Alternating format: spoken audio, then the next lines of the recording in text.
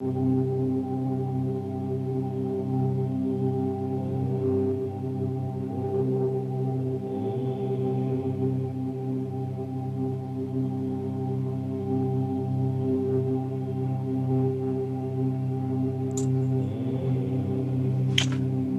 Musya, Rahubat family, greetings all who are joining us for this Wu-Sabat Outformation class at UK, Reflection and Projection Part 4.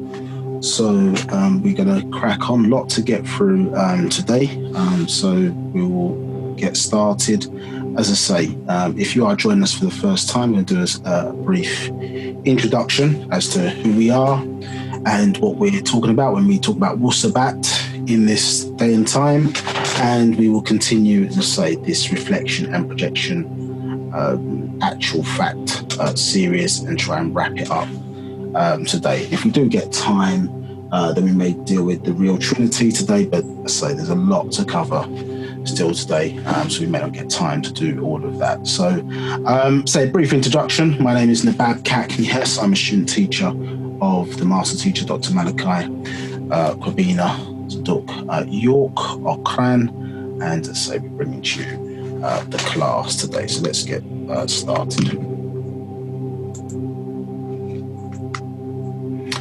For those joining us on Facebook, welcome as well. So hopefully, yes, so you're joining us on Facebook Live. And if you are joining us on Facebook Live, we're not monitoring the chat as the class is live. So if you have questions that you want to ask about what's going on, they need to come in on the Zoom platform. So the links are available on the actual site itself, or somebody who's already in the seminar and duly on Facebook, maybe they can ask the question for you. So it's maybe something we'll rectify in the future, but we're not live to questions from Facebook at the moment, only in the Zoom platform itself. Okay, so let's just do a quick check. So I just want to make sure that you can hear me okay. So there's two questions in this poll, and it's can you hear my voice clearly, and can you hear my voice clearly over the background tones. So I've just launched that poll, so if you can vote.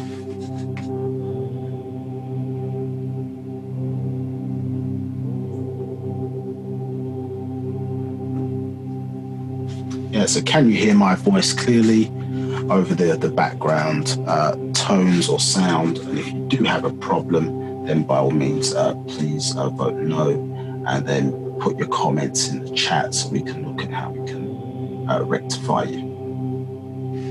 that problem for you, I should say.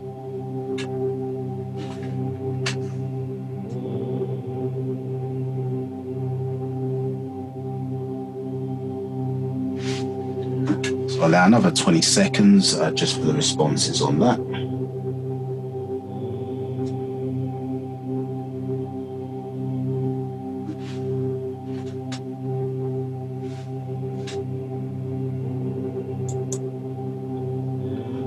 Okay, so if so the majority of people say they can hear my voice clearly, but we do have one person say they can't. So if you can't, then by all means just put some comments there in the chat so that the facilitators can assist you with the problems you might be facing. Now, what I'm just going to do, I'm just going to do a vision check as well. So can you see the presentation on the screen clearly?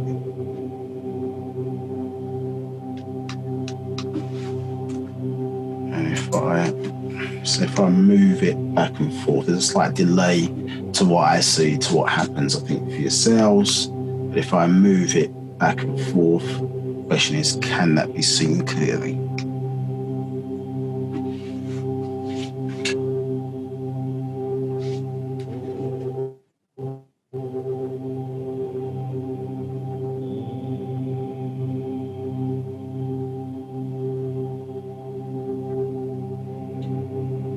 Okay, I'll give you another 20 or so seconds for that.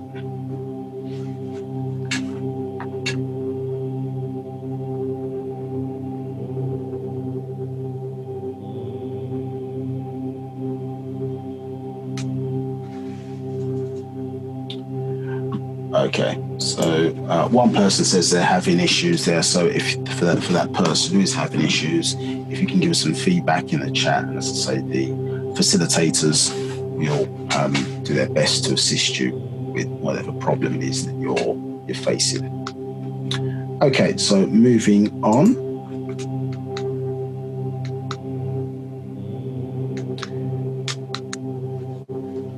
Right, okay, so to start off our classes with a form of positive thinking, we're going to start with something called the affirmation, Ba'h B'ah Yaanuwn, and it's just, as I say, helping us to connect with our ancient ancestors and remembering, obviously, as Sabians or Nagaru around the world, that our strength is in our unity. And so we're going to start off our class obviously positively and giving respect. So I'm going to say in the Sabaic language, and then I'm going to translate it into English for full and proper understanding, so that everybody's on the same page in terms of what's being conveyed.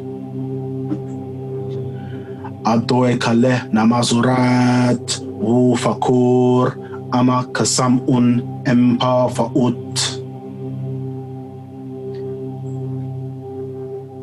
Anuki jawef pa ashuk empa fa'ut Wu-Kaleh ashuk kawun jawef neya Anuki kasam empa fa'ut Wu-Pa fa'ut kawun kasam emneya Anuki wahu ameh pa fa'ut Wu-Pa fa'ut kawun wahu ameh neya Nakuk kadur najo ameh kasam empa fa'ut Wu-Habub ameh mushahus Nakuk kadur kawan kaleh pafef nakuk tayur jawef pa fa'ut Ameh waseh ameh tayarni kawun lakay bakoy jawef pa fa'ut Anuki abed bin afashni pa fa'ut kawun anuki Pa fa'ut kadur nakuk kadur Pa fa'ut amul nakuk amul. So we'll just translate that back into English. So we started, begin all prayers and thinking as a part of the all. Then we said, I'm in the divine love of the all, expanding, and all divine love is in me. I am part of the all expanding, and the all expanding is a part of me. I am one as the all expanding, and the all expanding is one as me. I can succeed as part of the all expanding and fail as an individual person. I can be all that I want in the all expanding, as long as my want is to stay in the all expanding. I am never by myself. The all expanding is, I am. The all expanding can, I can. The all expanding does, I do. So that was a Ba'h B'ah Yaanuwn, as I say, an affirmation, positive affirmation to start the class today. So if you're new to our sessions and unfamiliar with the Zoom platform, just want to walk you through, let's say, a couple of the features. So if you're having issues or problems with your audio, then to your left on the panel, you see this audio settings button, and that allows you, I suppose, to correct or adjust those settings in terms of verbal mic settings and also your audio settings, we can hear. We have certain facilities here. So the chat, raise your hand and question and answers. So basically, for any messages that are not questions, so feedback could be issues, or you just want to give us general feedback, etc. on the session, what's going well, what can be improved, so on and so forth. Then messages which are not question, you can put those in the chat. Then if you have a question, there's two ways to raise a question. So the first basically is to raise your hand using, again, the option on your panel. And then basically you'll see a message at the appropriate time. I will then divert to the facilitators, and they'll basically, if your hand's raised, they'll press a button, and then you'll get a message saying the host would like to unmute you. Therefore, you have to unmute yourself, and then your mic will be open for you to be able to ask us or ask me a question directly. If you've dialed in, then once that again you are asked to unmute, you press *6. That will unmute, and *6 again to mute your phone. *9 is what you use to raise your hand initially to get the question. Also, once we unmute you, you need to make sure that you mute back your phone and keep it muted so you don't interrupt the rest of the session, because you have the ability to unmute yourself, which you don't have currently at the moment. If you don't want to come in live on by voice, then you can pose a written question in the question and answer section, and in doing so, one of the facilitators, Hara M. Habab or Manthu, will basically ask that question on your behalf, and as I say, we'll do our best to answer your questions to your satisfaction. So by all means, as I say, particularly if it's part 4, you're just joining us today for the first time, then it's the things you on the screen or things I've said that you don't understand. I'm likely to be moving at a fairly sustained pace. So by all means, ask questions for your understanding. Don't sit there in ignorance and go away frustrated. So that's what we're here to do, to clear matters up, to set the record straight. And so obviously at this time we're in service to those of you on this call, and clearly happy to help you out. So that is the Zoom platform for asking questions for the webinar. Periodically, I think we've got one poll today. So you've obviously experienced 2 polls. Just in terms of recap, we may do some recap quizzes depending on time. And so that's just to see that you're paying attention and that you are capturing or retaining the information that we're teaching today, previous parts and in this one. If you don't know the answer, it's anonymous. Not necessarily keeping score for individuals. So give it your best guess, but obviously pay attention as well. It is a webinar, but it's a class as well. So ideally, however you take notes, whether that's pen, paper, whether that's iPads or pads, so on and so forth, so at least you can go away and, as I say, do your own research to confirm that what we are saying or what we are teaching is in fact factual. And so that makes you part of the learning process. It's not something that you hear me say and that you believe. So certainly that is useful doing it. And also if people have got the book itself that we're dealing with, this particular actual fact, feel free to ask questions in that regard. So questions generally should be on the subject.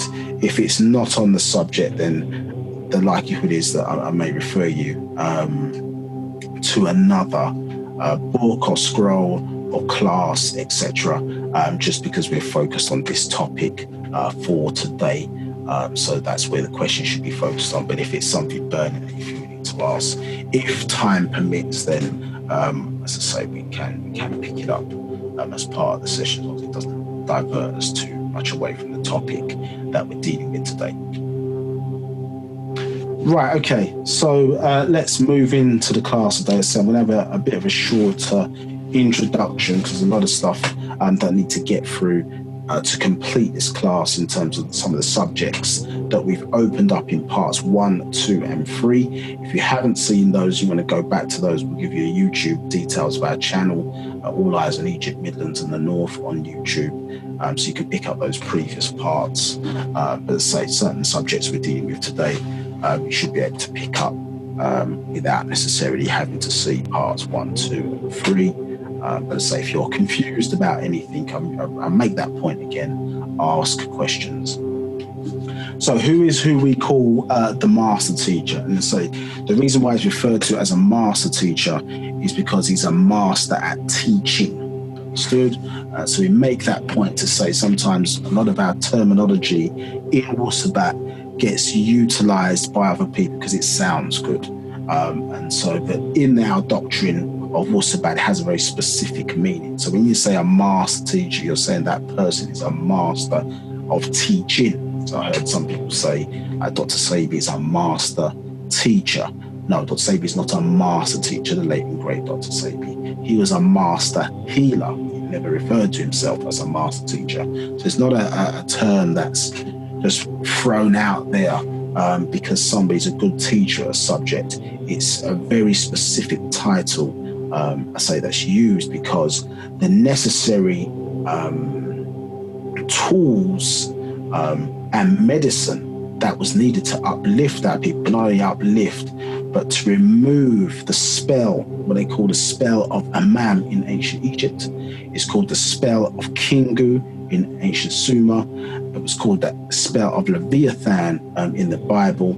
And we refer to it today as a spell of sleep, a hypnotic spell of ignorance, etc., cast over our people by the adverse forces, let's say, of the Celtic religions.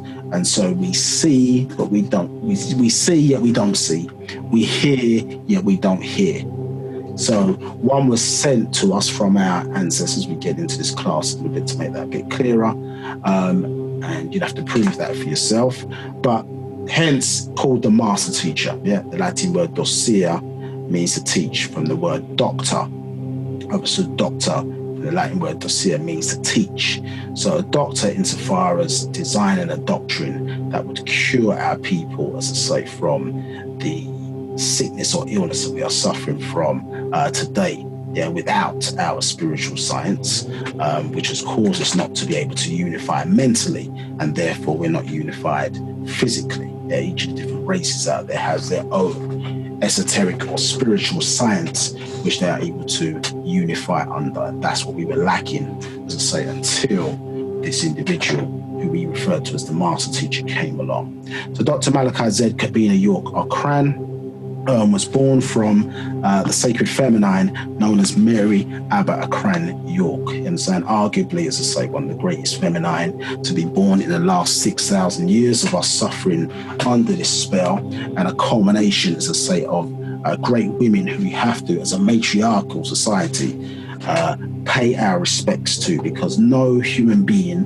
who is born, as I say, is born without coming by way of the womb of a woman. That is nature's rules, and so has to be respected. Nature obviously being the highest form of technology that we find in existence. And so Mary Abba Akran York, also known as Fatima, born March 10th, 1929, excuse me, is the mother and obviously cultivated, who we refer to and grew in her womb out of triple darkness, who we refer to as a master teacher today.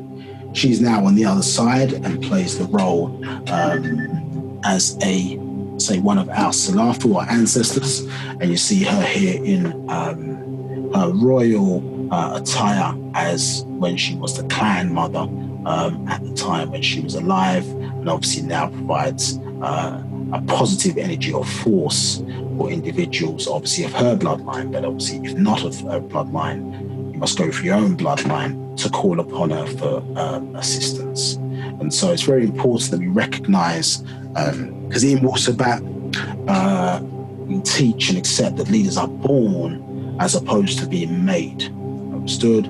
And we know that certain orders over many thousands, if not longer, maintain certain bloodlines to allow what is being described, I suppose, as monotheistic religions, as the divinity within our culture, allowing incarnated ancestors to come in and convey to us what's needed to be known in this day and time to aid our transformation journey from mortals back into deities again. Yeah, we have an ascension pathway as human beings, and certainly as Nagarnadu or Negroids in this day and time, that we have to be aware of. Yeah, the separation between who a person is as opposed to the what. Yeah, and in this society of multiple choices, as I say, We have been taught that success, we have been taught that ascension pathway for us as Negroids, black people, certainly in the Western Hemisphere, and one may say world over, that success means being or in the image and after the likeness of the European or the Euro-American.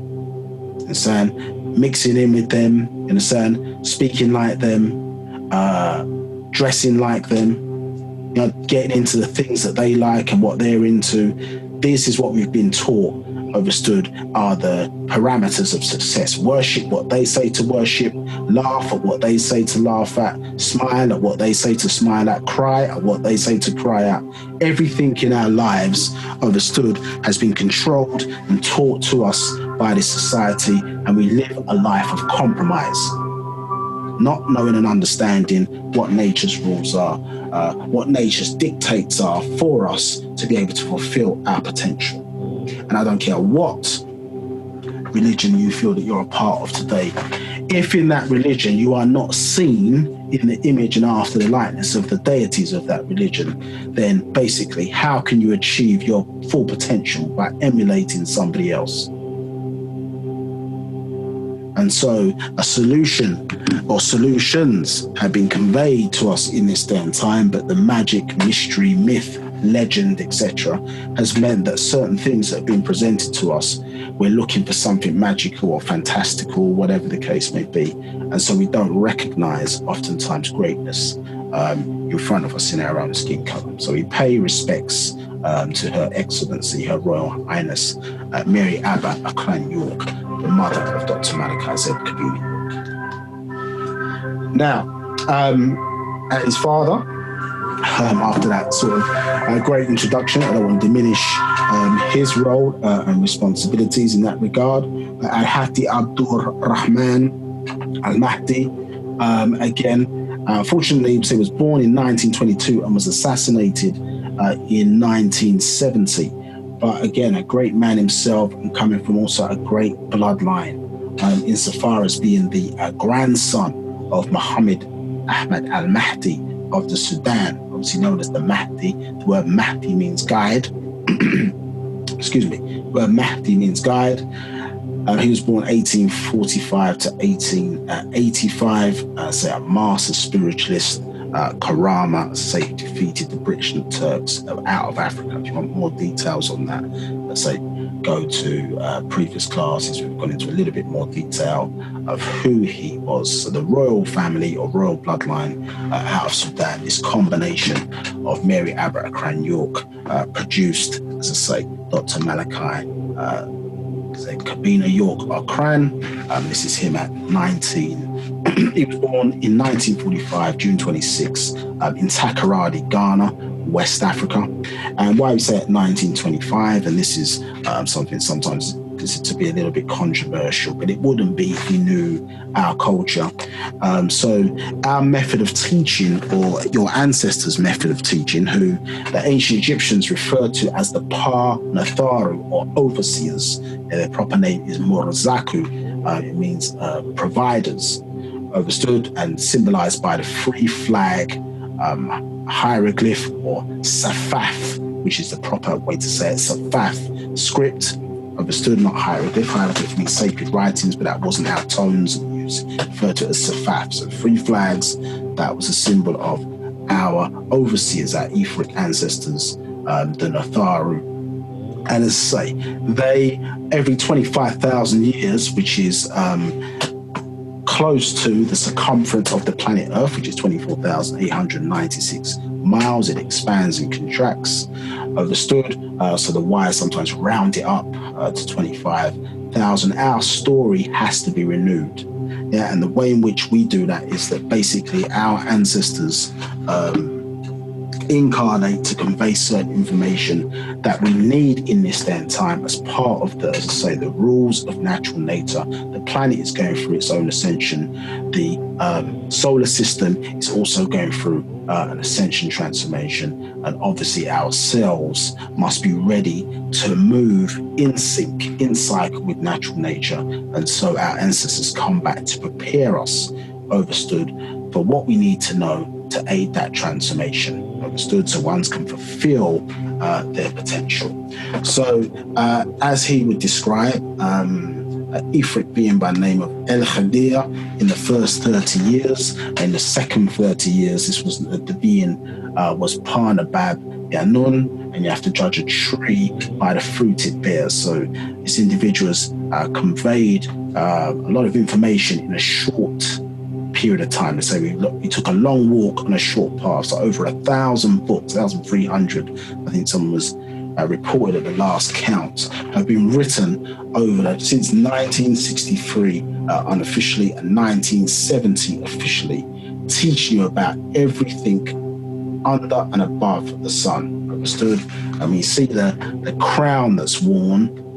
Understood? Yes, we see the circle at the bottom of the crown, isn't it? The circle at the top of the crown, symbolic of 360 degrees of what one may consider to be earthly information, and 360 degrees of what one may consider to be heavenly or esoteric information. Understood? 360 plus 360 gives you 720. So a being of 720 degrees, 7 plus 2 equals 9. So a complete individual. Again, this is what you're dealing with when you talk about the being in housing the body of His Excellency Dr. Malachi Z, York, our Quran, in order to make that connection between our higher ancestors and us today. Understood? Because, let's say, there's always a disconnect if you really understand. I'll try and make this point to try and make it practical in terms of these teachings, because we know that the adverse forces have run up ahead and created Star Trek and Star Wars and all these different types of things. So when the truth of what we have to talk about ourselves comes out, it always sounds like a science fiction movie. But the reality is that if you're talking about beings who are hundreds of thousands, millions of years in advance of where we are today as our life form, there is a disconnect, having, as I say, not being experienced how life is here for us here on Earth, so on and so forth. So birthing teachers amongst us and raised amongst us is so that, as I say, they can learn and then design a doctrine appropriate to fit the circumstances which you're in. You can get a disconnect between parents and their children. That's only one generation difference. They're not into the same things, don't know how to communicate, etc., etc. So if you're talking about beings that have hundreds of thousands of years differential, understood, then one must learn first and then design a doctrine appropriately, because the genes are what they originally placed in here, many millions of years ago, which formulated first in terms of the Sands people in South Africa, who are the first human beings on the planet which we all descend from. We are their evolutionary descendants. Then obviously we're not those same people today. Many different experiences environmentally, in terms of our genetic design and evolution, as well as others of different blood types mixing and different DNA mixing in with us, means that we are different to what we were back then. So the same people, but different mentality, and so things have to be designed for us in this day and time. Understood? And so this is how they teach. And the reason why you know that one of the tests is because you have to think, well, how is our information being upgraded and updated?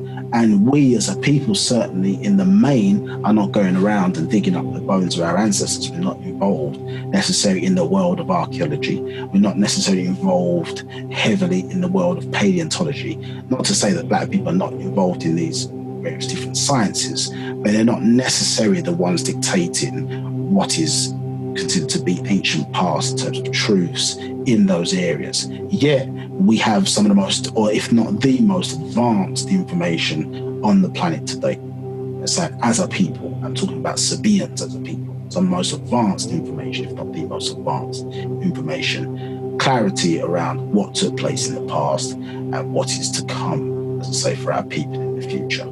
So that is a science and an approach that is used by our people, which, as I say, is well known by the Mukasu or the Caucasians or the Europeans and Euro-Americans, well known. As I say, we've given many examples in these classes before. When you do something like COINTELPRO, I know there's a new movie coming out, or certainly the trailer was just launched, I think it's called Judas and the Black Messiah, interesting title, dealing with the Black Panthers. But as you may be fully aware, that political endeavor, as it will be described as by the one known as J. Edgar Hoover, under the organization called the FBI, started with Marcus Garvey.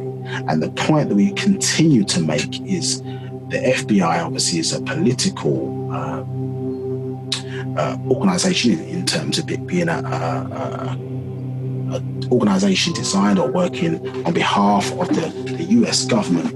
But yet, COINTELPRO is a spiritual agenda. They're stopping the rise of a Black Messiah. They showed it in that program in some detail called Boardwalk Empire.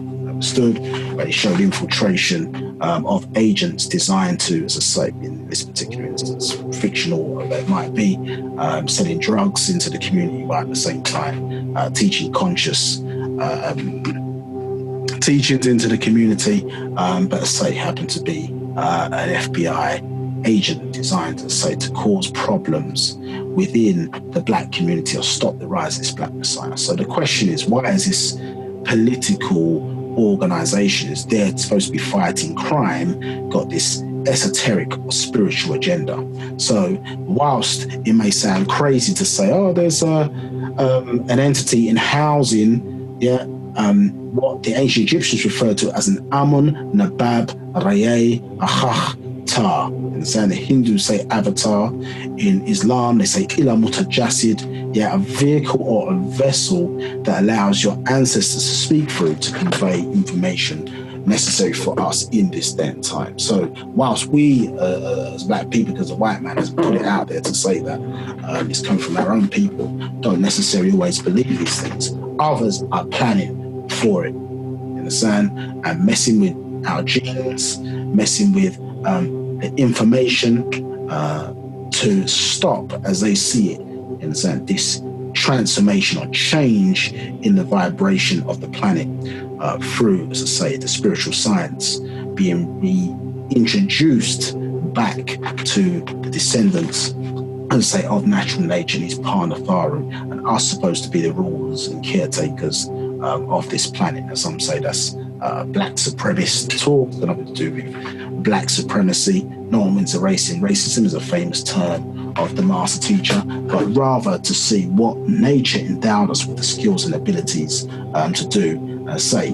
through forced kidnapping of our people, misinformation, poor translations of books. We find ourselves in substandard, hellish conditions on the planet today. And yet there's a solution for us in this day and time, which is to say, to align ourselves back with natural nature and our ancestral forces. So this is Ba'h B'ah Yaanuwn in the second half an hour. As I say, in house, and as I say, it's conveying certain information we need to know to aid our transformation back from mortals to deities again. And so, as I say, you need to think carefully about where the European, Euro-American, called Mukasu in our culture, the Celtics, understood, have taught and sought to keep you away from. Yes, they've sought and taught to keep you away from ancient Egypt, or Egypt in the main, teaching that it's a bad place through oftentimes their monotheistic religions, yet all of their prophets seem to be finding their way there or making their way there, or God sends them there. Even the Son of God himself was sent there, but yet they teach us that it's a bad place, yet spend millions, hundreds of millions of dollars, probably in the billions now, making documentaries, and so on and so forth, studying all of the ways, the technology, approach, etc. for our ancient ancestors. But even though the people look like you, they don't want you to make that connection to ancient Egypt. Understood? The other area is to do with masonry. So they keep you away from these orders, which, as I say, many of which, not European versions, but the African versions, have been around for thousands of years and never really been introduced to us. You're getting the watered down European versions of them, but yet they tell you to keep away from them. Yet these certain basic orders or principles are the ones that seem to be running the world today. The format, the approach to business, how they do things, etc., is the structure that you see in boardrooms, is the structure that you see in many political or government arenas around the world today. All of these things come in, as I say, out of ancient Africa or ancient Egypt. As I say, the way we structure things based around nature's systems. Understood? So, we have been through many different schools, and I say I don't want to go too much into this detail, so I can have a tendency to go into this in a lot more than what we need to, but this was all of a process when we went in 1970, was the breaking of something called the Seventh Seal, to lift the spell from out of our people. And as I say, originally Wu-Sabat, or this spiritual science of the Nagaru or Nagarnadu, Negroids, was introduced back in the 60s. It was too heavy for our people. We wanted to believe, we wanted to have faith, so on and so forth. And so the master teacher came along saying, I came giving you what you wanted, so you would learn to want what I really came to give. And so we went through what is classically known as the 3 degrees, Judaism, Christianity, and Islam as they're known today, or to us, Mosesism, because Moses is a principal character in Judaism, Jesusism as it pertained to Christianity, and Mohammedism as it pertained to Islam. Understood? And the various different characters, the processes. We lived as the best of so-called Judahites, we lived as the best of so-called Christians, and we lived as the best of Muslims, immersing ourselves in those teachings to learn the various different rituals, so on and so forth, and the doctrine of it. But as I say, at a certain point in the early 90s, 1992 into 1993, right knowledge emerged itself, and you started to learn that basically, which most people are not aware of, it seems even in this day and time, that the various different books, the Bible and the Quran, so on and so forth, the Torah, the first 5 books of what they call the Bible today, Genesis, Exodus, Leviticus, Numbers, and Deuteronomy, that those books actually copied from the Sumerian tablets like the Enumerish and the Gilgamesh epics. The same stories, same people in there, but the positions that we consider to be, which they are positions or attributes or titles, Lord God, Most High, etc., when you get into Sumerian doctrine, you see names against these titles. Understood? And say the reality of the situation is that when you're dealing with the Bible and the Quran, you're talking about, as I say, copies of stories, which in ancient Sumer, the modern day terminology would be extraterrestrials. That's really what you're talking about. Understood? And even in the Christian's Bible today, Revelation chapter 10, verse 7, it talks about the mystery of God should be finished in this day and time. Understood? So who and what is sitting behind the door, whether that force or source, certainly for us, it's for or against us, that mystery would be unraveled and finished in this day and time. As I say, the work, or many years of work, many books that have been put out, many thousands of classes designed to lift this spell, say, off of our people. Now, I'm going to move through this. So Wu-Sabat, as I say, is the spiritual science that we're dealing with today. The people are known as Musbatu, and the language is known as Misbatia. Understood? So we're getting back. It's one of the gifts given back to us in this day and time, because our people must have a language, a culture, and then to be considered a nation must have their own land. Yeah, so without a land, we're a tribe. When we have our own land, then we are a nation. Understood? And so these things are being gifted back to us again. Yeah, the language is key and important, not only for mental unity, but it's also for individuals, helping us to realign ourselves back with natural nature. Yeah, one of the things, remember, they took from us were in the kidnapping, whereas kidnapping the Arab and also the transatlantic slave trades, or nothing was traded. They took away your tongue, they took away your language, yeah, which gives us, let's say, our identity, our unique tone. Understood? And also as well is exercising certain, not only tones, but aspects of our mouth, our certain organs, and opening up certain centers of the brain that previously may have been closed when we're dealing with English, which is a dead language. You understand? So something as simple as rolling your R's, for example, if you say the word greetings in Sabaik, which is rahubat, at the rolling of the R, when you look it up in biology, it denotes actually dominant genes.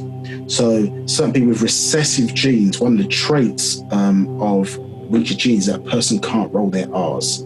So when we talk, sometimes we were talking about in the previous classes about vibrating from 1 to 6 ether, or vibrating from 7, 8, and 9 ether, higher and finite forms of energy.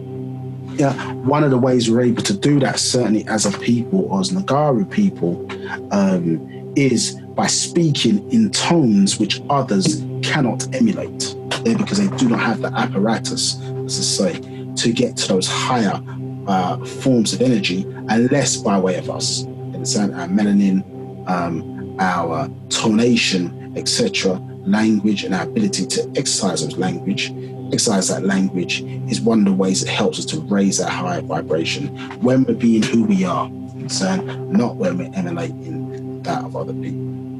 Now, let me move forward for some of these things. As I say, we've gone into these in some detail in previous classes, so apologies if I have to rush through this in some detail. Otherwise, we won't get to cover all the things we need to do today. So no one wins a race in racism. We make that caveat today because we will be talking about some genetic issues. We don't deal in race hate as a people, as an organisation, and certainly with the Black Lives Matter protests and various things that are going on at the moment. Racism is fairly, not that it's dead, I'm saying a lot of people from different races are contributing to want to see that change. Understood?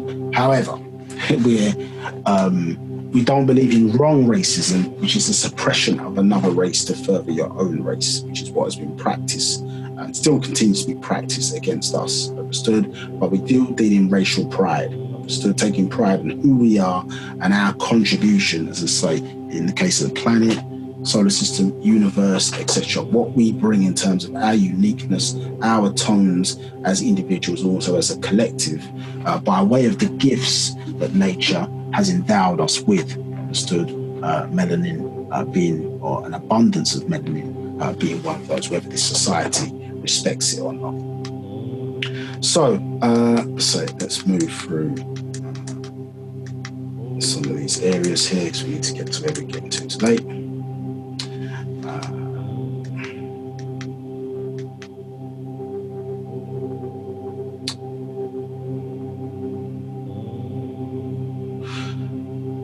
Yeah, one of the things as well is we've been talking a lot about the esoteric side of things. This is a great verse from the Ultimate Reality, Master Secrets, and it's basically a kind of caveat, certainly with its reflection and projection class, that all must be sort of, I suppose, have some understanding of, and be conscious of, in terms of how they're moving with information that they're receiving coming to them in the form of information. So it's saying that inspiration, revelation are attributes and results that accompany reasoning, yet they must always be checked out completely and thoroughly to confirm them being hakakat, actual facts. Confirmed, not beliefs or conjectures, fictions, fables, myths and legends, as religions put forth in the Bible and the Quran. Fiction stories, even creatures of fiction, must be confirmed by sound right reason for authenticity, reasonability, that is to see that they are indeed true and make sense. Truth is truth, Musbatu. So just because you receive inspiration in your head, just because you receive, or saying you might have a certain dream or various other things of this nature, that doesn't negate some of the rules or tests around what one has to deal with when they're dealing with confirmation and knowledge, seeking actual facts. One still has to do that work, understood, to confirm it against the doctrine or other sources to know that it is indeed factual. A lot of people think, well, just because it come into my head, that just makes it, well, that it's automatically positive, it's automatically something divine, it's automatically something, etc., etc. And as we've stepped through these classes, we've shown you the influencing factors that can have control of that, internally to you and externally to you, which is why, as I say, you have to put certain controls in place. And back in the early days, you say read with an open mind. Yeah. Now in this day and time, you have to read with a controlled mind. We still need to be open to learn new things. Understood?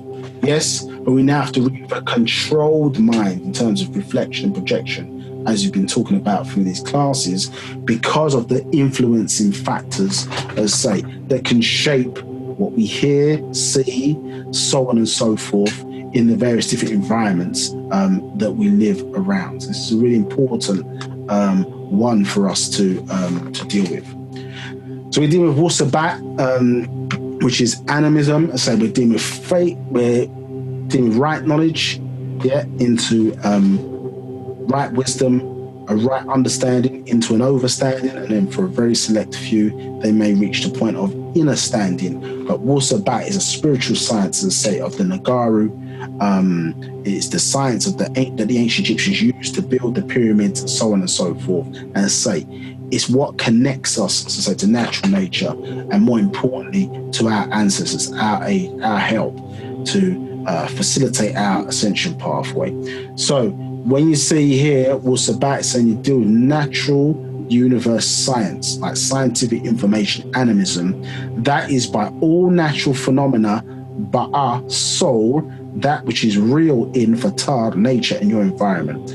So when somebody says they are animism, when we talk about us being animists, we are of the viewpoint that we descended from a soul force first, you understand, or energy state before we came here into the physical. Our soul is the real us. Understood? Yes, the Ba'ah, as it's referred to in ancient, you have two. You have the Rawuh soul, and you have the Ba'ah soul. So this Ba'ah soul is the source of us. Now it says here, ontologists, animists, the supernatural is to say that the very natural, not spookism, is natural nature at its highest and lowest points of existence. So not only are things confirming itself in our doctrine, but much like if you really study your ancient Egyptian ancestors and those even before them, yes, they were the one. So in the religious teachings, they will teach, for example, in the Christian school, they say in Matthew chapter 6, verse 9, our Father art in heaven, hallowed be thy name, thy kingdom come, thy will be done on earth as it is in heaven. They say it, but they didn't do it. When you look at our culture, we built heaven on earth.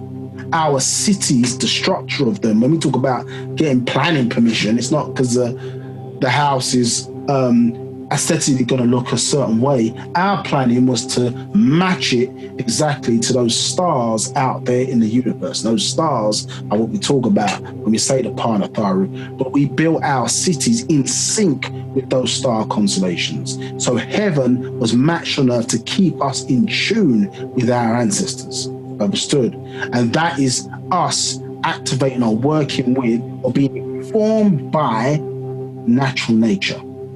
Understood? And the systems within nature, absolutely in sync with nature. Nature being the highest form of technology, as I say, that we know. Understood? And that which was put in place by our ancestors. Because when we say natural nature, we are saying, well, nature is the reactive system. But when it's a natural, it's because it was designed to be that way. Somebody put that in place, or those set of rules, universal rules that apply in various different circumstances, which because of us being under the spell, we have forgotten. Now, as you see here, ontologists, animists, the supernatural, to say that the very natural, not spookism, is natural nature. So even things that we cannot see, this is what we've been spending a lot of time on parts 1, 2, 3, I'm going into this part now, and showing you just because you can't see a thing doesn't mean it doesn't exist. But at the same time, we still have to find proof of its existence when we're talking about and teaching about it. Understood? Yeah, because of where we perceive ourselves to be going after things such as the doorway of death and things of this nature. We need to know now. We can't base what we can't see on faith and belief. And so placing trust in those who don't have our best interests at heart. So we have to have the reasoning ability, understood, to be able to discern that which is positive for us, to discern that which is in our best interest, understood, as you may say, to know the difference between good and bad. Yes, but here we see past, present, and future, all then or then, now, then. So events that took place before us are considered to be thens, and events that take place in front of us are also considered to be then. We might say way back then, or certain events that happen within time are also stamped in as thens. It's all now, in the sense of past, present, and future are really merged into one within existence. As we spoke about previously, the three things needed for existence are space, matter, and time. Don't say time is money, that's an insult. Time in itself is one of the three primary actors needed within existence. And so when we look at this final verse saying here, so in fact, supernatural in Wu-Sabat means the higher or highest Saham power, and black power is called Hamem Magas, black magic of natural nature. So black magic is nothing to do with chopping up chickens, you understand, and voodoo and Santeria and all these different things. Black magic is when nature works for you and you are black. And it's the lack of black magic or the lack of activation or connection with our powers that has led it to be spiritually weak and has allowed others to take advantage of us and subjugate them so that our emotional energy empowers them and not our own. Understood? So black magic of natural nature and of nature, not of something of white powers called Leben Magas, white magic. So if you're a black person worshipping a white Jesus, understood, that is white magic. Because whoever formulated that wanted the person not of their race to direct their emotional energy to empower an idea by way of that visualization that ultimately was going to work against them. Because the fact of the matter is, if they say in their Bible, in the Torah, that man was created in the image and after the likeness of God, well, whose image is that?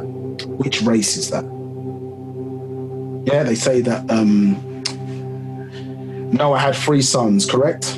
And those 3 sons were of 3 different races. Well, the challenge is that Noah didn't have any sons because his wife, she's not mentioned in the book because of patriarchal hate, yeah, which fueled that book, doesn't deal with. So therefore, is the book in itself anti-nature? Because if it doesn't mention his wife's name, understand, and the women don't have the respect, then automatically that should tell you that it's going against nature. Because according to nature's rules, the only way to come here by way of us being human beings is that we came through a black hole, understood, referred to as our mothers. You know what that is. You understand? And so the reality is that's nature's rules. So did God not put that in place? Was that not the pathway that they put in place? But yet it's not respected in the very holy books that you are putting your soul upon. Because it doesn't even mention the wife's name. That sounds more like male thinking than it does sound like, in a sense, the so-called divine thinking. Yeah, to remove all the women's names out of the books. And give the credit to a man who is lesser chromosomally than the woman is. Yeah, being a double X chromosome, the woman is a double X chromosome, the man is XY. The Y has a strand missing. Yeah, the lower right-hand strand is missing. And so you get your Y. So how can the lesser give birth to the greater? It's impossible. If I've got $25 or pounds, I can only lend you from 1, understood, up to 25. I cannot lend you 26. I don't have it. And the question is, excuse me, what nature seems to do is nature creates the charger first, then it creates the phone that's going to be charged by the charger. It doesn't create the phone first and then think about, well, how are we going to power this phone? Yeah, that which the child is going to feed upon comes first for the child to feed upon. The child doesn't become before that which is going to feed upon. Understood? The woman sustains the man, or sustains the child, both male and female, in those early years by way of the breast, which is the source, which looks like a sun. Understood? So this is the type of thinking that we have to get back into, understood, and not cover over the cracks with faith and belief when we can know. And this is what Wu-Sabat is dealing with. Now, let's move forward before we run the clock down and we don't get into what we've got to do today. Any questions before I move on? No questions here in the webcast. And I have no questions here either on my side. Okay, sounds like all this great stuff that I'm making you sick by, but going through all these different slides, you can see these in the previous 3 parts. But let's get to where we need to get to today.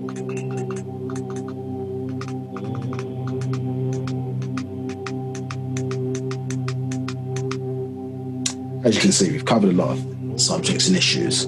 So very quickly, so in part 3, we talked to you about the 30 U's. So the 4 generational ancestors. Remember, when you're born, or when you're going through your mother's womb, through that process or whatever, remember, you can inherit a 1 in 30. You have a 1 in 30 chance of inheriting any of the characteristics of your 4 generational ancestors. I think in English they say forefathers, F-O-R-E, as in the word before. But really you have 4, F-O-U-R, forefathers, and 4 mothers, so 4 generational ancestors. So we took you through the science of the 30 U's in part 3, which you sit in the 30th seat, or you could look at it as the first seat. So you sit in the 30th seat at the top of the pyramid. Yeah, when you look at how they draw a family tree, going down from your mother to your grandparents and your great-grandparents. Excuse me. Yeah, 4 layers down. You make up the 30th layer. So we went through that in some detail. And so how, as I say, your 30 ancestors, you being 30, so your 29 other ancestors, how they have an influencing factor, because in your mother's womb, that blood was transferred to you by way of the placenta, and in that blood is their DNA and RNA, understood? And so therefore you inherit their personalities. And this is the many voices that we hear in our heads at various different waking points of the day. We also talked to you about the mind's eye, and this was a phenomena where basically we, being very creative as human beings, having an imagination in that regard, but certain times we have to understand the power of that imagination, and we did a lot of work, I think in part 2, to go through how the eyes work in conjunction with the 3-dimensional holographic brain. So the brain is a holographic computer, you understand? And we showed you the correlation between how a hologram is produced, and the reason why it's hologramic in nature is because it's exceptionally adept at storing information. Understood? So the storage of information is very efficient at doing that. And obviously, when we're born to the time when we transition, everything we see, either consciously and subconsciously, is being stored obviously in our subconscious mind. And so you need a lot of brain power, storage, memory capacity to deal with that. But the mind's eye is dealing with specific phenomena that, as I say, people claim to see, for example, like stigmata. So they claim to see various things So stigmata is where people claim to see Christ, whatever, bleeding, or Mary. Sometimes they see with their hands, blood coming from their hands, symbolic of the crucifixion, for example. Yes, but what you have to understand is that, and many people, some claim to see extraterrestrials, some claim to see Buddha incarnate, various different things, etc. But the question is, why does a person, when they're seeing that vision, it's always in the religion that they oftentimes believed in. So when they say seeing is believing, yeah, in actuality, it literally is that. So basically, the image is being generated internally, understood, but then being projected, understood, externally by our mind in collaboration with our senses. And when we think we're seeing a particular instant of vision based maybe on some influencing factors, could be something we've read, or it can be etheric beings, spirit beings, or whatever, who have housed the individual and then use the mechanics of the body to generate certain external images. And yes, people might say, well, that sounds crazy. But if you understand, as we did, I think, a good job in the previous parts of showing you that the image that we see, or what we claim to see, is being generated internally. Yeah, we are interpreting what we see externally from ourselves. So mind's eye is based on all of the different things that we've taken in, cartoons, different things, movies, so on and so forth, all these different influencing factors that can cause us, as I say, to see things that are not actually really there, but can appear real to the individual. Hence, mind's eye is one version of that. When you're dealing with reflection and projection is saying, well, okay, you've got these 29 other ancestors, positive and negative, and how they can manipulate a person's, let's say, the mechanics, not only of the mind, but the way images are projected, as I say, and how they can utilize that to project images, again, externally for their own purposes that, again, may not be real. And if you don't think that we're not in the illusionary plane, then the question is, and those images are not being generated certain times internally, the question is, how can you have an optical illusion? How can two human beings be looking at the same thing and it appears differently? The reason for that is because we are looking at an interpretation. We're not really seeing externally. The image is being generated internally and then projected outwards. So reflection, because the image is being generated inwardly, and then we're projecting it out on whatever is out there externally, and then we say, yes, that's our interpretation of what we're looking at. And that's why two people, as I say, can see sometimes even colors, and the colors can appear different to two different individuals. You understand? If it was real, or if those things are real, then they should be the same, or we should be looking at what the thing actually appears to be. Now, we talked in the next part about section 3, which is this ethereal battery, and how, as I say, and we're recovering again this part today, but it's how, as I say, we are connected to our ancestors, and our emotional energy that we are generating, sometimes referred to as emotions, the emotional energy that we are generating should be directing itself to our ancestors who were once in the physical and now existing as energy, continuing their ascension pathway. And we assist them in that raising by directing our energy to assist them to rise. Now, it's a double edge, because they are also supposed to be assisting us here if we call upon them. Understood? But because we are who we are, and because they are who they are, the way we look, our race, so on and so forth, our spiritual science is designed to maintain that connection. Yeah, because that's what it should be naturally. It is unnatural, for example, for a black person to be emulating a white person and vice versa, because they have their own ancestors. That's why they look the way they look, because that's how their ancestors created them to be like that. And therefore they have their own spiritual science or doctrine that connects them to allow their own ascension pathway.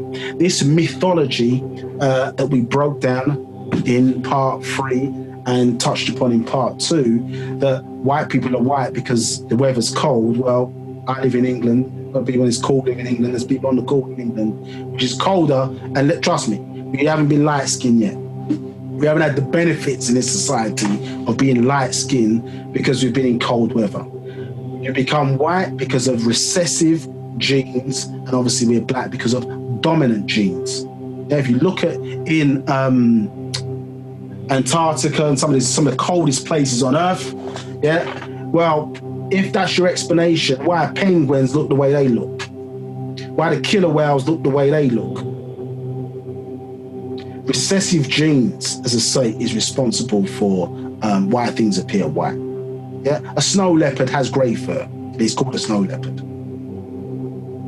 So these stories, myths, and legend are simply designed to protect the image, let's say, of Europeans, Euro-Americans, because they don't want the world to know where they really came from. They don't want the world to know who they really are according to nature, understood, and why they were created. They don't want the world to know this. And so there are myths, stories, and legends, and even their science has been tainted by this lack of transparency when it comes to discovery. So if the discovery appears to show dominance by other races, then it's spoon-fed or it's not said in a certain way. Understood? There's still some contention. The world doesn't even want to admit that all races come from Africa. All races really come from black people out of Africa. It's got nothing to do with, as I say, us. We did spread out, but when we spread out ourselves around the world, we were still black. And we've been all the places, all the continents on the planet before anybody was there, and we still were black. So this etheric battery is why you cannot choose or understand, this etheric understanding is why you cannot choose the religion that you're a part of. The religion is linked to your DNA and your RNA. It's linked to who you are because we descended from a spiritual or energy state.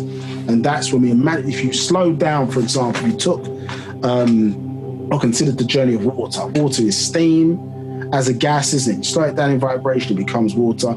You slow it down again, and then it becomes ice, yeah, as a solid, understood?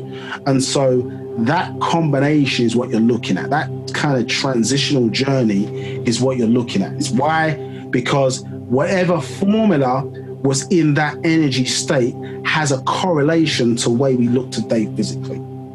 Whatever formula was in their gaseous state correlates to what they look like today physically by nature's design.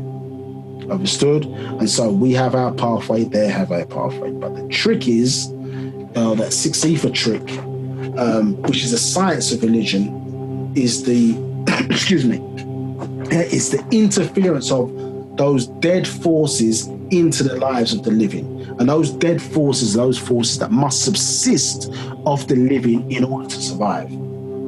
So overlaying their deities over you who has the real emotional energy and the power is their spiritual trick by their witches and warlocks to overlay that, to get you to direct your emotional energy to empower those dead forces, to give them life. Yeah, and this is what our understanding is. Yeah, that spell that we talked about, one of the aspects of it was spiritual ignorance. We don't know how the universe works. We don't know how nature works. We don't know how the rules of nature work, how to use them to your advantage and how they can disadvantage you if you're not aware of them or you're ignorant. And so in the fourth, or that last session, we talked about a psychic self-defense, how we need to, psychic is like lying to oneself, understood, like a tightrope walker. This we gave an example. A tightrope walker walking on a tightrope could be several thousands of feet in the air, but they're able to convince using reflection and projection of the mind to convince themselves that they're walking simply on the ground. And this technique that we need to ascertain and utilize it is so that your vibrational rate does not drop in situations of adversity or challenge, etc., which then leaves you open and vulnerable to attack from visible and invisible adverse forces. Yeah, because when our vibrational rate drops, it affects our physical and our esoteric immune system. So which stops them from forces coming in, as I say, and altering or changing or influencing decisions that could be to our detriment. And the lack of awareness of this was part of the problem, because we didn't recognize the enemy from within us in terms of those 30 ancestors, or the enemy within those. And when I say enemy, I'm not saying they're all adverse or negative. What we're expressing is that their own desires, their own even aspirations, their own lusts, weaknesses, so on and so forth. If you're not aware that actually, well, that's my great granddad, or that's my great great grandfather, or that's my great great grandmother, you've been there thinking all this time. Those internal thoughts, those internal feelings are your own, when they may not be, where they have to be checked, they have to be verified. Understood? So building up this psychic self-defense, absolutely crucial and key, as I say, to us for our survival and development, as I say, going forward. And so a lot of people were asking last week, well, how do we overcome this, so on and so forth? So let's get into what we want to talk about today. So it's dealing with the power of concentration in the first instance. I'm going to do a little more reading than I usually would do normally in a class, but it's important for us to go through step by step to conclude out what we talked about in the first three parts. Any questions before I move on? Yes, we have a question from Devante. The question is that the purpose of the holographic computer charged battery to connect with Ba'h Salafu? Sorry, with that again, the question again? Sorry. The question is that the purpose of the holographic computer charged battery to connect with Ba'h Salafu? Okay, so basically, hologramic computer charged battery. When you're dealing with, so the hologramic brain is not a hologramic battery. So the hologramic brain, if I'm understanding it correctly, the hologramic brain is how our brain, how we store information. So remember, the brain is the physical or the biological aspect, which is then collected, remember, to the mind. Yeah, so the mind is connected to the mental. So, and we connect to the mental by way of our ka'ah, or one of our spirits or whatever. It helps us to channel outformation in the mental for it to come down or be drawn down, obviously, for us here into the physical. And there are a number of things that are powered from that relationship, understood? So therefore, you have the involuntary aspects of our body, and obviously we have the conscious aspects of our body, as well as every thought that we're thinking is coming from that mental reservoir. So there's no new ideas, there's only obviously rehashed ideas, or us adding or reforming stuff that's been thought before. So the hologramic aspect of the brain only allows a three-dimensional image to us in terms of the way we're interpreting the physical world, understood? And so as we went through some detail before, so go back to the parts 1 and 2, the hologramic aspect simply provides us with a three-dimensional view of the environment around us. And I said the reason why it's hologramic is because it's a very efficient way to store information, data, as you would call it, by way of a computer. Understood? So that's why it's shaped hologrammically. The relationship between us and our ancestors, which we come on to talk about in a bit, is by way of an etheric umbilical cord. You understand? And we're going to talk about that a bit later in the class, that connects us. But remember, it's not just that physical or even that esoteric style of connection. It's to do with the fact that a whole culture is built around you maintaining or keeping in sync with them, called Wu-Sabat. Wu-Sabat is a frequency, understood, that we tune in and lean upon, and that's how we stay in sync. Understood? Sometimes a person might wake up and say, I'm giving up smoking today. Now, that might be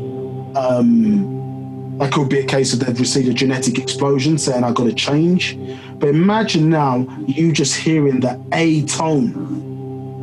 The A tone, or A major tone, is the sound of the human body.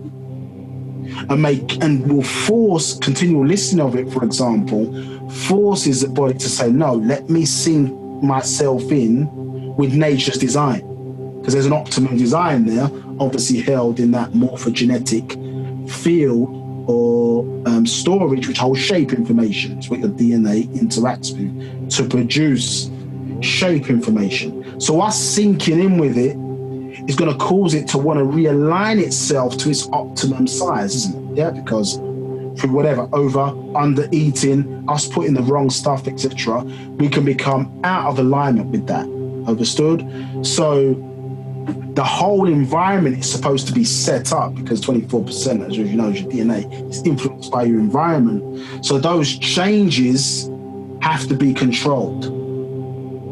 Understood? So your ancestors, knowing this, that the practices, the laws, how we lived, so on and so forth, was all designed to keep you in sync, keep you optimum, understand? Because within nature, the rules that are going to optimize us, the rules that are going to make us the best of what we're going to be, are built within the environment. They're built within natural nature. But there are forces which are anti that.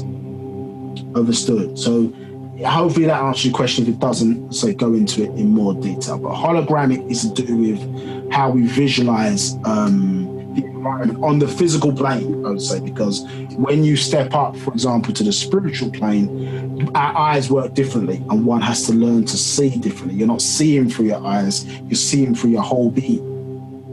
Understood? So the hologram is to say it's more information storage and a way that our eyes work in relation to that. And say how, as I say, we also are able then to pull back information. So you are storing information three-dimensionally, aren't you? You visually, hearing, but you can also by way of the senses. So and it's stored in the subconscious mind like undeveloped negatives.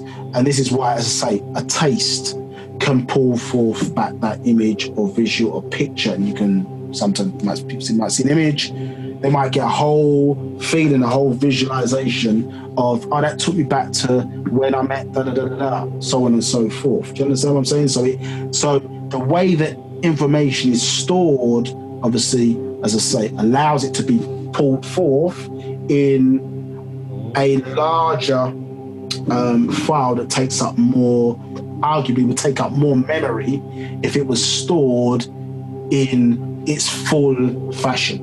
So it's stored like an undeveloped negative to give us more storage power. This is an efficiency approach. Let's say, if it's not clear, just ask some further questions or refer to previous parts. Now, yes, we have another question. Yes. Sorry. The question is from Adorna, and the question is, what is the difference between the soul and the spirit? Right, okay. So, let's pull it up so you can see two things in operation. So there are two. Yeah, I'm trying to get to a certain slide. Hopefully we've got it on here.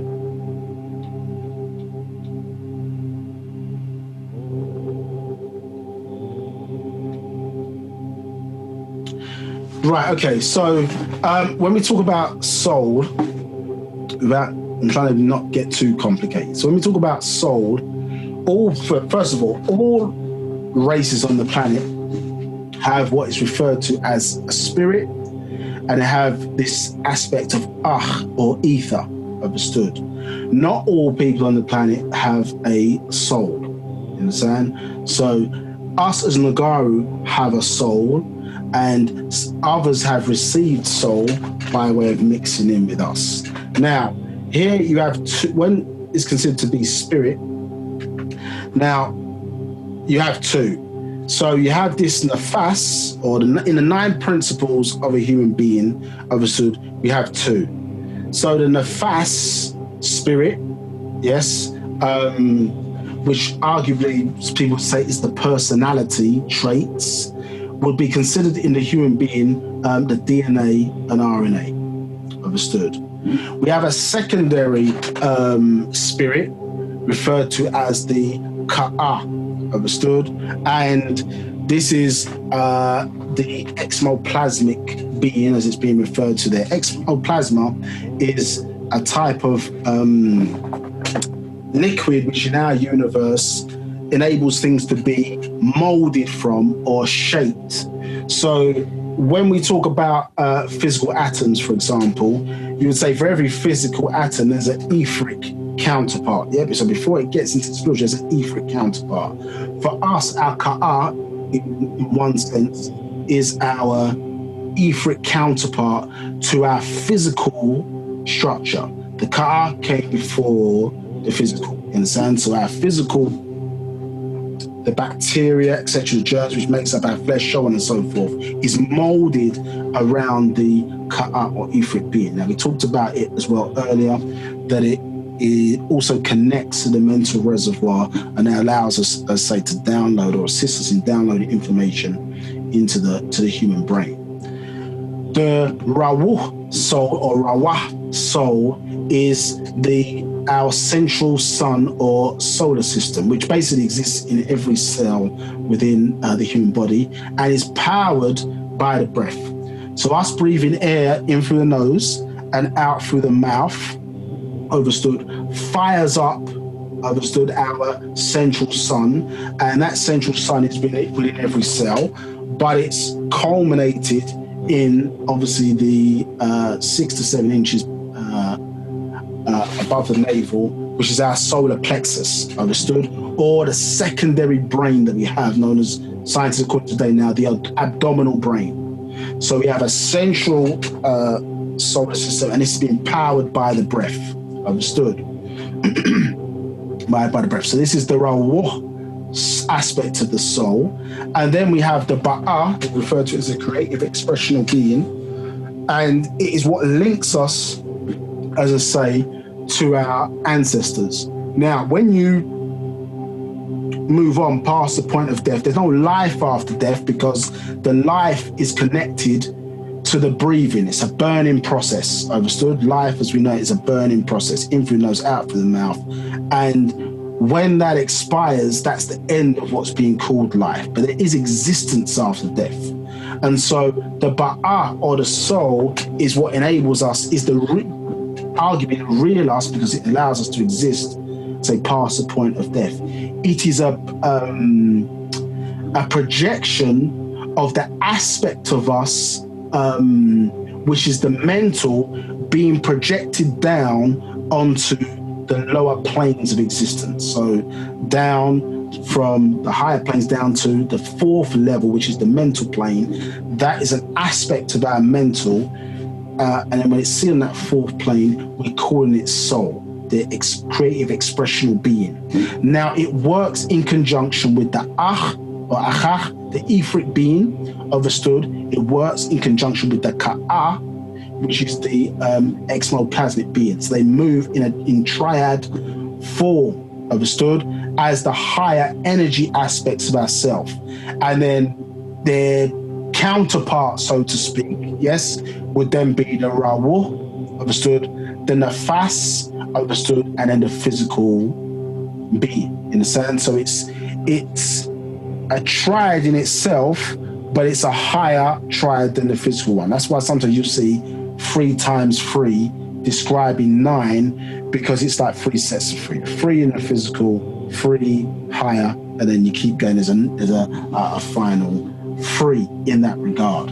And so here, as I say, the difference between soul and spirit is being expressed here as well. So in terms of the difference, so what makes up those emotions is energy, which is the source, understood, and then when it's being expressed, or what provides it with the motion, or when it's in motion, then basically it could be perceived as the rawah. So one is giving birth to the other one. This is very similar to when you're looking in existence, for example, energy is being birthed from something referred to as basic energy, yeah, or dark matter. So the thing about basic energy, which was difficult to understand, is that with basic energy, there's no motion or movement.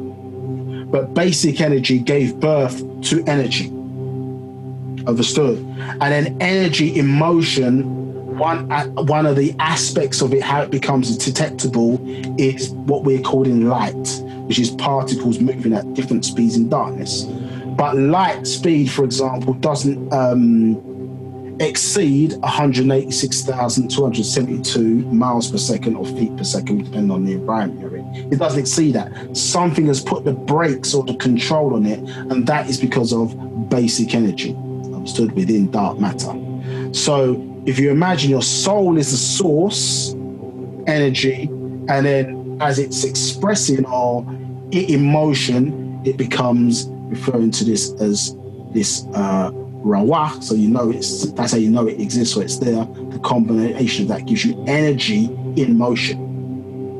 Energy in motion, yeah, as opposed to emotions. When you're dealing with the spirit, it's a similar type of thing. So we're seeing here the ka'ah, when you're dealing with alacrity. Alacrity is like, if you were to describe it, let's say we think about an apple, understood? So, excuse me. You've got the physical apple, but in there is the vitality within the apple. So the energy that's within the apple, the liquidity. So in that, I suppose, is that what you would describe as the ka'ah aspect, the vitality within it. Understood? And so when you deal with a person, we have the nefash, DNA, RNA, but then what then gives that, I suppose, the ability to express itself then is that ka'ah, and before that. So a little bit of a complex explanation, but that's primarily the difference between the two. Now, there's a lot of confusion between them when you deal with, because the religious world in a lot of the translations mixed up or interplay the two words together.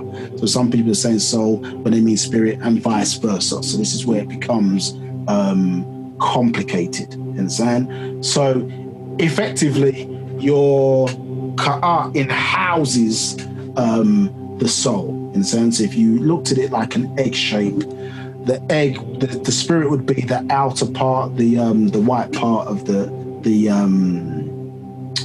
egg, and the soul would be the yolk. You understand? So primarily, that's the difference between the two. So you have 4 aspects of it.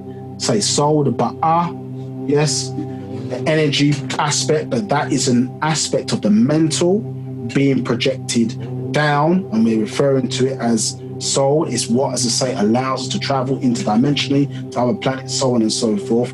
That is that aspect of us which everybody is so keen to get their hands on. In a sense, it's that battery of us. The rawak is that, as I say, in the physical, it is us, that breathing, that physical fire within us. That's why it's detectable as the motion of it, but of it as a source to it, which is the ba'ah. Therefore, it gets into the physical.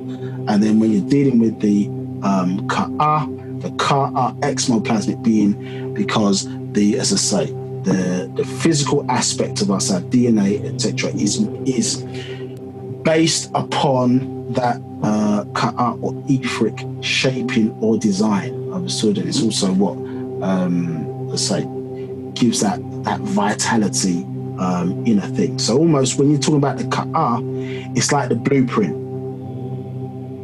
And so you think about a house. So in the mental, we can imagine a house, correct? We can imagine it. We can think of the house built or whatever, a dream house. Understood? But then as you step it down, that then becomes, well, it's in my head, it's in my mind, but it becomes fully formed. But then, you understand, and it's made up of physical things, i.e. thought, energy or whatever, but then it has to be transformed into plans, isn't it? You understand? And those plans, which referred to as the blueprint. Understood? Yeah, the blueprint. So the builder's got the blueprints of how to then go and build this physical house, understood, which on the physical plane you have to destroy things to create other things. And once it's in the physical, that would be the actual nefash aspect of it. The ka'ah would represent the blueprint, and then the soul would represent the mental design or aspect of that house, understood, and the rawah would represent the energy, obviously, that was necessary to get whatever was necessary in place to start that, to transform it from, as I say, a vision into the plan referred to as the blueprint. Understood. Hopefully that makes that clear. A bit of a long answer, but let's say it's a fairly complicated question which you're going to need to read other books as well to put that in position. If it's not clear, please question me further. We can make that clear. Any other questions? Yes, there is. From Adorna, the question is, if some have no soul and the soul represents the mind, how do they think for themselves? So, so soul represents an aspect of our mind being projected down. When you talk about the Mukasu or Caucasians, or the three primary, I suppose, one of the three primary races they are the imitators. They copy everything they do. If you really look at their society, all the things that they've put in place, they've copied it from other races. So he is known as the imitator. Understood? The Hindu or Dravidian is considered to be the thinker. And then ourselves as Nagarnadu or Negroids is considered to be the reasoner. We have a reasoning ability. Yes, we think we're thinking today, but we're not thinking. We are selecting options, understood, within a society of multiple choices, and we're calling it thinking. Understood? So their connection, excuse me, doesn't mean they don't have a connection to the mental. Even animals have a connection to the mental, but the issue is do you have the random access to access it, all its various different random access to the mental, whereas an animal, for example, is accessing the mental, but it's generally speaking at a fixed point. So, and this is why, for example, when animals are in a certain roaming pattern, a man comes along, for example, and builds a motorway through their environment, the animal is still going to move in that roaming pattern and put itself in danger where it gets licked down. You understand? Because it's crossing the road, because man has put something in a roaming pattern where it's been programmed, as I say, being fixed in a fixed point in the mental reservoir to then act upon. Understood? And this is a similar thing when you're dealing with the Mukasu or the Caucasian. Understood? They are an imitator. It's not a thinker. The Hindu is a thinker, and they say ours is a reasoning ability. Understood? Yeah. So in that regard, so hopefully that makes that clear. Any other questions? Yes. There's another question from Devante. Can you explain the process of spawning by way of Pa Shara, the spark? Spawning. He's going to have to say what book's that from. I'm not familiar with that term in the way he said it. So. Devante, if you could clarify what you mean, then I'll pose it for the next opportunity, if you could do that for me. Yeah, if you could help brother out, please. Yeah. Yeah, any other questions? Oh yeah, I do have a hand raised here from Anne. I'm trying to click it through. She has a hand raised.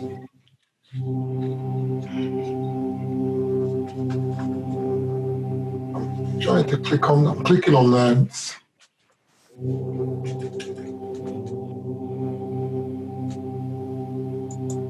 Right, I have an issue here. I'm clicking on to go through to her. She can probably hear me, Anne Protein. Can you unmute yourself? No, that's up. Sorry, try again. Right, we're here now. Anne, I'm going to click on allow to talk and you can pose your question.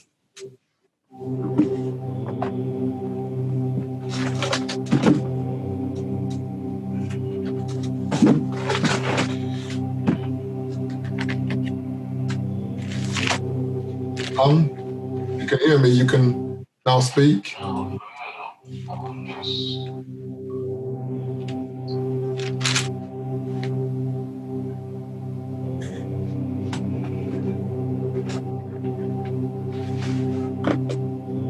it's not coming through. Nothing coming through. No. You can type your question if you can, and we'll look at it from there. Okay, let me pick up these two questions. I usually do this, but we'll go to the Holy Tablets, chapter 7. Maybe it answers both of those questions for those individuals there. I'm on Holy Tablets, chapter 7, tablet 1, page 668, quote 688. Right, we'll start from verse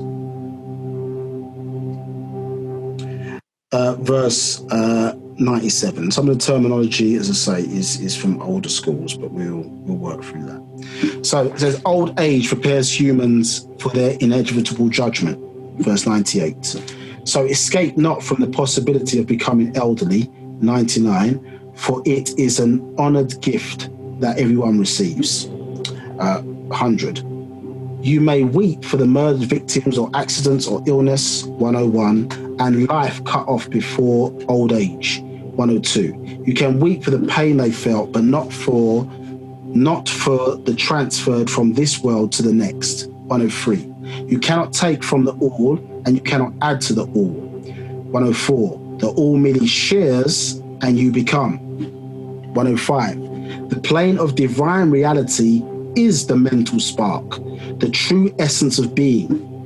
106. Yeah, so remember, you go from physical plane, plane of force, spiritual plane, mental plane, plane of divine truth, plane of divine reality. Understood. And it says 106, the light of life in human beings. 107, the divine spark. 108, reflected spark from, we're going to update this and say Ray, the most high, the highest, not supposed to Anu, because we're not in that school anymore. 109, manifesting itself as effect. Light disturbed the supreme balancement of darkness, and he created individualism, or a focal point which manifests there as opposed to here. 111, this spark is in each individual, making them a supreme being onto beings known as Natharu. It helps us translating the terms. Natharu, then on to human beings, onto human beings, onto human, onto men, onto mammal, onto beast-like man, beast, onto demon. Yeah, so it's a divine hierarchy understood that's being expressed there. As ether beings, rulers of agreeable Natharu, Sarufat, who can incarnate on behalf of human beings, and disagreeable Natharu, Garubat, can incarnate on behalf of man and man beast, having both male and female gender. For in the spirit of Cadman and Atum and his wife Lilith, and Nakabel being the daughter of Tar and his wife Anath. 118, thus you, Cadman, are Nakabel, and you, Nakabel, are Cadman. 120, he is also called Adam. Understood, this is talking about the Mukasu or the Caucasian. This is the point I wanted to make here. So 121, it is on this plane yes, the plane of divine reality, yes, that the mental spark is formed. The shell of the spiritual Cadman, yeah, is the Adam or Atum, who is the ruler of Nasut, yeah, the abode of the Inosites. 123, a spark of divine consciousness leading to the development of the human soul, being in the likeness of the Natharu and Reye, the most glorified and exalted light, as a child of the Natharu.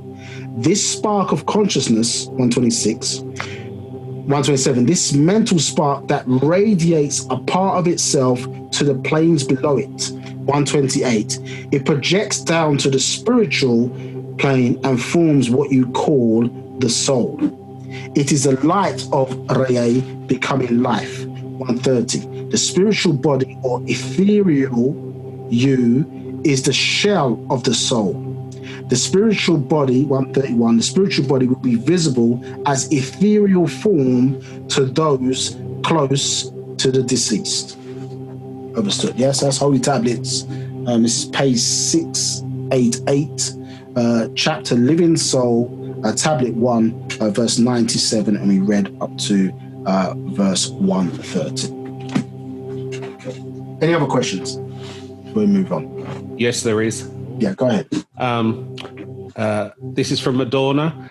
Thank you. Why do they not have a soul? And is it the whole race of them? They don't have a soul because they lost it. And so what you have to understand is that when they started to mix animal parts with body parts, so at a certain point, their scientists decided that in order to facilitate certain defects within the genome, they started to mix, for example, pig valves. Arnold Torschnick is an example of this, where they replaced certain of his heart valves with that as a pig. This is going against nature's rules, understood, of mixing animal with, seemingly in their instance, so-called human beings, understood? And so as a result of certain actions and activities that they engaged in, they lost their soul. When you say soul, what you're saying is really for them is a connection to their ancestors. It's the same for us. Yeah, it's a connection. It's like describing maybe an example like this. You've got a router, isn't it, at home, yeah, which we're all here today having a discussion over the ethers on the internet, and you have a router which is connecting you in to the internet, which is effectively a mental reservoir of information exchange. We're sending information into it and we're drawing information down into that router. That signal is then being provided by your internet provider, so to speak. Yes, but that signal can be cut off if you don't pay your bills, you don't comply, so on and so forth. So when we talk about soul, you're really describing that connection, isn't it, to those higher, not only your higher ancestors, that's what enables you to connect with them, but those higher states of existence. And it can be cut off if you do things where you are not in control of that decision making, or you go against the natural rules of nature. So if I, for example, as an individual, my full faculties are in control, but I then become addicted to crack cocaine, I am now living for the high. I'm not in control of my decision making. And as a result of that, I can lose my soul. I can lose the connection because I'm not the one now in control. Understood? So that's how you can lose the connection. In their own case, they started to do many things going against the rules of nature. And so therefore lost their connection to their ancestors, yeah, and something referred to as the phylogenetic tree. They're no longer on that. So their perceived extension or lifetime in their, not only in their individuals' telomeres, which tells us on the chromosome, on the tip of the chromosome, how many times those cells are going to replicate, but for a species, it's something referred to as a telomerase, and theirs was locked for a period of 6,000 years by their overlords, referred to as the Pleiadians. Yes, and that is their ancestors, that is their gods, who created for them an ascension pathway, but they didn't want to do things in accordance, so their ancestors abandoned them. So they have lost their link by way of, as I say, going against nature's rules, very specifically by mixing animal parts with the parts of human beings. Understood? Any other questions? No further questions here. No further questions. Okay, so moving on then to we were speaking about before in Ba'h Tashad, or concentration. So just to cover off as well, so the only way they would then have it now is by mixing. Yeah, so by mixing with others who do have soul. So that's how they would have it now. They wouldn't have it inherently. They have a spirit, you understand, or the ka'ah, they have the a'ah, and they have the body. They don't have the soul. Like animals, they have those three attributes. They don't have a soul, which in our case, let's say, is that connection as we described, that projection way down, but it can be cut off. That's why it can be restored again. As I say, you can lose it and you can regain it again, because it's describing that connection. Now, the ways to control these, the way to control these inner spirits, understood, is by way of tashad, concentration, understood. And so we need to go through, and if you've followed us from part 1 to where we are today, some of these concepts should be much more familiar with you. You should know that's where you got that from. Well, that's where that's making sense now, to see us working through some of these characteristics here. So it says, Likum ay mumbatu shalel pa reye. For you, my golden children of the sun, you have saham, power to control your inner and outer mukwan being by way of tashad, concentration. 2. Tashad, concentration, my kharatu children, is to focus, bring or direct one's akal mind toward a common center. Tatmal, meditation. And in the case, so meditation is the art of talking without listening. So when one is praying and chanting, it's the art of talking without listening. Meditation is the art of listening without talking. So two go hand in hand with each other. 3.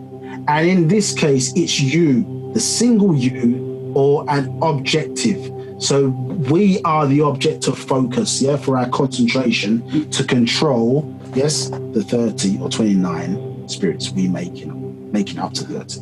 4. By mastering tashad, concentration, those beings, the 29 or more spirit beings, both agreeable and disagreeable, ka'a'u or mudharu, spectres, spooks, ones who appear from the lower realms or abodes, cannot break into your fakarat, thoughts, and control your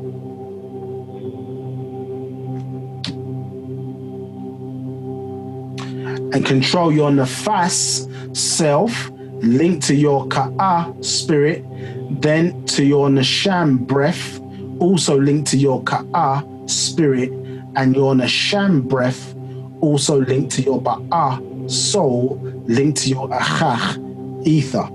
Understood? So, some good questions which were asked earlier. So we're seeing these connections. So when it talks about the breath, obviously when a person is stressed, isn't it? Yes, they breathe harder, isn't it? Yeah, and that resonates higher on the etheric scale. So you look at colors wise, blue is the fastest color in the visible light spectrum, and then red is the slowest color in the visible light spectrum. So remember, when you talk about colors, you're talking about particles moving in darkness, and depending on their speed determines their color. Understood? So when somebody tends to be breathing harder, then it's going to be on the registration on the higher end of that range. It's at the blue end. When somebody's breathing slower, it's potentially going to be on the lower end of that range. So there is a correlation, as I say, between when stress and these things or whatever, or excitement or emotions or whatever, and how it affects you physically and also, as I say, esoterically. Understood? Yeah. So we talked about this in a previous class about how thoughts have to be controlled, because words like wish, hope,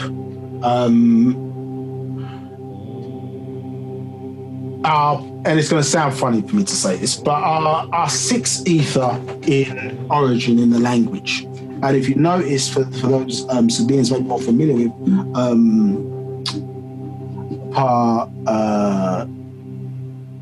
Nashad, which we dealt with earlier, the word wish previously was in there and it's been removed or replaced with want.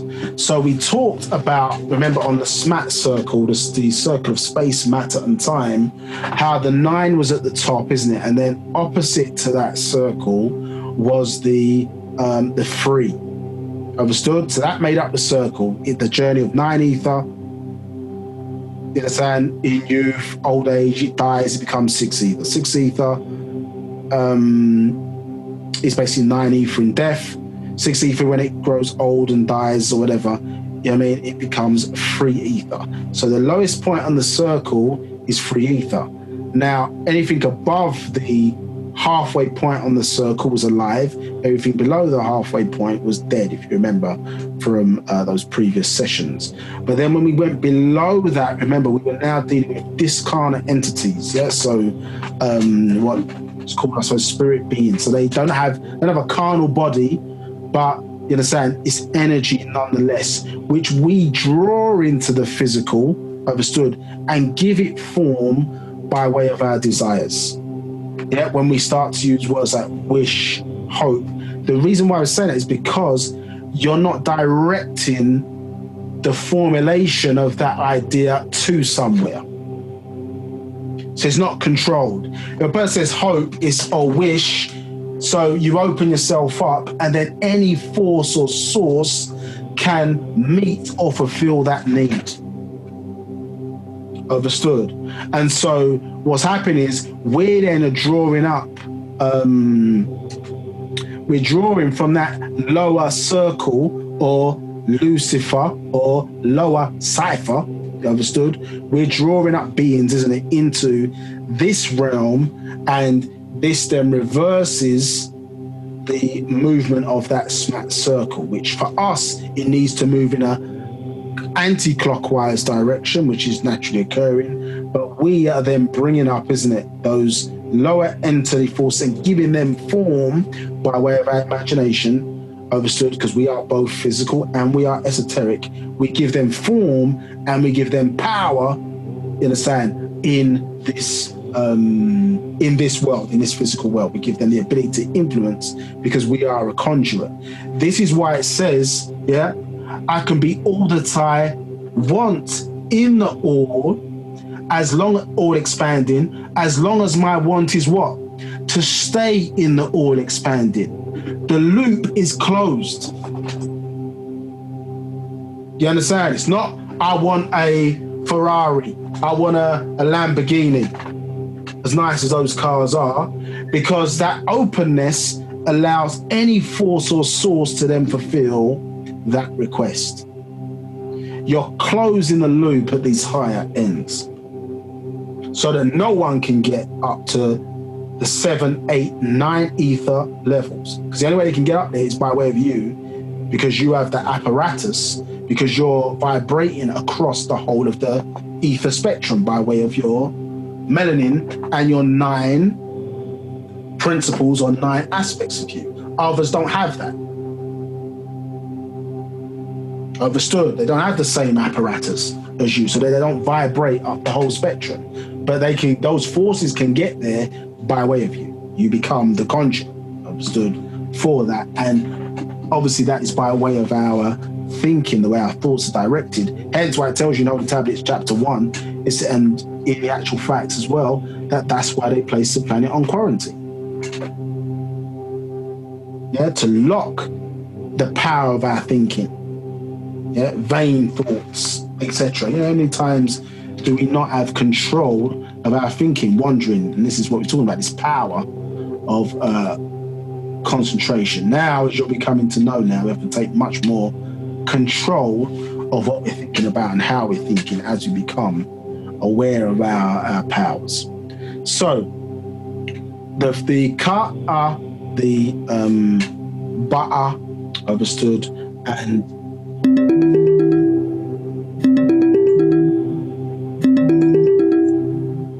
sorry, 1 moment. Just bear with me 1 second. Right. So.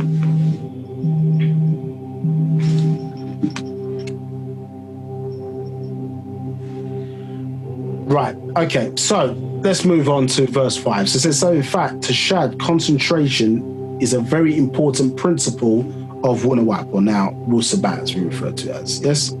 6. It is for Musbatu, yes, Sabians who seek to take control of their own tatafa emotions, moods, actions, and lives. 7. As most of you know, our DNA, your genes, your chromosomes have been invaded by outsiders. 8. Most of you know, as Nagaru Negroids, you were the first genes on this Kawak planet. And as such, you were the holders of the Gadad deity God gene, the Kahen Zara'ah, divine seed DNA of Mafkudat, liquid gold. 9. You were called Najam Haradu, star children, or Munbatu, golden children, because of your DNA came to this planet Kawak in the DNA of Parnatharu, the Nathar, the Tiru from outer space, also from Pa-Khamanu, the Ogdoads from the deep sea, also from Pa-Sabatu, the Enneads, to your Salafu, then to your own Manashtri, parents to you. So we recognize, as say, when we talk about the Natharu, we recognize, isn't that fact, that we're talking about sons. Understood? Yeah? Sons. So that is when you are visualizing what you're talking about, because remember, in this society, they took away the vivid image of what that was. We're talking about sons, yeah, in terms of the etheric side of it, and then we'll be the terrestrial representation. So when a black woman and a black man, or Nagar Nadu man and Nagar Nadu woman got together, the result of that union was called star children. You understand? That was the offspring. You understand? Now, Mafkuzat, which was which is a hormonal constituent that was in the blood of our Natharu when they incarnated on Earth. Remember, we came from 2 primary star constellations, male DNA from the Orion star constellation, and feminine DNA from the Sirius or Sirius star constellation, yeah, under something called Project 24. So this is where our divine DNA comes from, this Mafkuzat. Now, obviously, one of the aspects which we spoke about in a previous class in our endocrinal glandular system, the Barafri gland, is missing. This Barafri gland used to secrete this substance called liquid gold into our bloodstream, which, as people will know, it reformed junk DNA, made the DNA strand 10,000 times more potent. And what we would call superhuman powers or whatever, these were naturally occurring things that we could do with the glandular control of the Barafri gland. So, for example, as the master's given various examples in the past, the iron that's in our blood, which causes us to appear brown or rust, understood. Goosebumps is a form like an armadillo, where basically when we had that glandular control, the iron in our blood would rise to the surface and make our skin tough like an armadillo. In a situation where we were in danger, we had the ability to change our form to give us a harder external shell. These are some of the characteristics that come with liquid gold, you understand? In terms of us having that glandular control. As I said, it was once in, or or was in the blood of the Natharu, and then we once secreted it, but that gland was removed, understood, from our the program of our DNA has to be replaced, for us to get access back to our 4 higher senses, coupled with the 5, the 4 higher senses: psychometry, telepathy, intuition, and what's the 4th one? Clairvoyance. So being able to see interdimensionally. So with the 4 plus with the 5 so-called senses, I gave you your 9 senses, or as tablets I refer to it. Natir or Nathar Tar 10 made the being a complete being, understood? A complete being, divine being, understood, having a 360 physical, 360 esoteric, making them 720. This is what you're aspiring to reach. So origin from space is talking about there, and then we came into the waters as frog and headed individuals, the octoads, which is, as I say, 8 points, 4 sets of 2, which we were in the waters, understood, of this planet. So we started first the original mermen and merwomen, and then were thrown onto land, as I say, by way of a tsunami, and as I say, out of the Indian Ocean into the Okavango swamp in South Africa, understood. So we've gone from the water creatures as Ogdoads, then onto the Sabatu, which is the Ineads, which is the land-based creatures. So you have the 8 Ogdoads, or they're 2 sets of, let's say, 4 sets of 2, and that's where they got copied into religion, isn't it, as the 7 archangels, The 7 archangels, remember, was originally 8. Satan got kicked out, so that's why it became 7. So their thinking came from your story, as the Ogdoads, mermen, merwomen, understood, and then we were on to land as the Sabatu or the Ineads. There are 9 Ineads.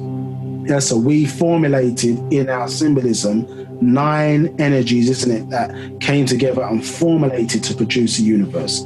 When you cut the tail of the sperm with an electron microscope, you see that it has 9 centrioles or tubes, understood, which take the bacteria, etc., and then they DNA, so on and so forth, and then they verse or mold that or shape that into one form to form that sperm, which eventually then, as I say, mixes with the ovum to form us, understood? So it's 8 on into the 9, understood, and then on into our Salafu, our ancestors. So these 4 sets. Yes, when you think about a human being, you've got to think 4 generations. You're looking at a 30 personality being, which you as the driver's seat, you understand, at the top of the pyramid, so to speak. Yes, and you're 1/3 you, 1/3 your mother, 1/3 your father, to make up the triad which makes up you as a new individual. Understood? And then sitting behind that, up to 4 generations, that can affect your being. That is who we are. Understood? And why those connections from the esoteric into us in the physical, that is our journey. That's what's being described there. So it's saying here, 10, by mixing your genes with those DNA has been invaded by weaker genes. It kills your connection to your Salafu ancestors and cuts you off from the link to your homeland, Negroid land, or Afaf Raye Ka'a. So you see in the new cycle information, Africa has been repurposed to show Afaf Raye Ka'a. Afaf from the sun, yes, spirit. Or from the spirit of the sun, might say in English. So from the spirit, you know what I'm saying, or the personality or the essence of the sun, the shape of the sun. This is who we are, the terrestrial representation of the sun here on earth. It says sun's race and the home of Shahasu, people of the Raye sun, Afaf Raye Ka'a'u Africans. 11. All races came and still come to Africa seeking your pure, rich, Kahen Damam, divine blood, because you are part of Taba'ah nature. 12. Taba'ah nature works with your Khatat body. 13. Paraye, the sun, loves your Dalem Bashar, dark skin, as it draws through dark colors, receiving its healing Sakhamat powers. And Paraye, the sun, loves your dark Ayantwi eyes, your pupils. 15. The dark color performs as a battery of solar cells, drawing in the sun's Nashat energy and sparks of Nawar light as electrical sparks. Electrobiology, the science of electrical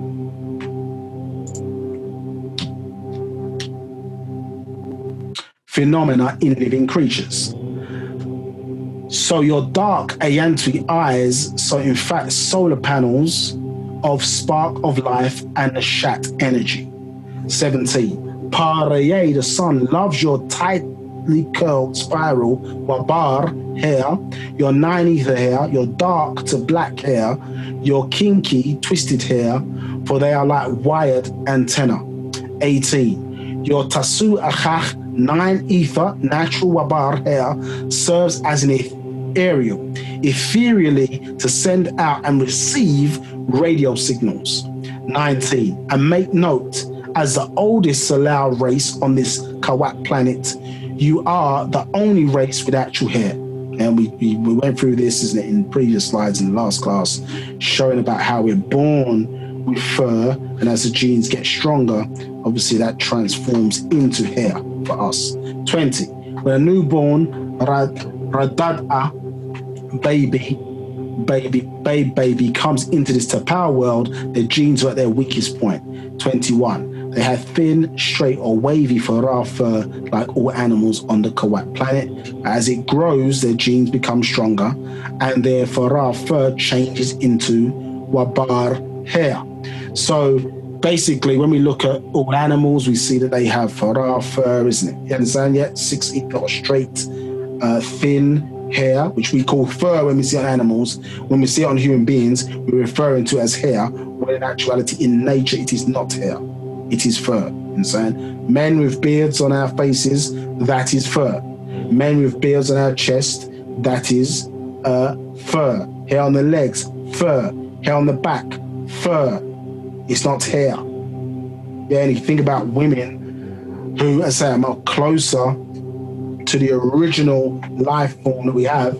Most don't have hair on their chest. And so, you understand? And in places where men have.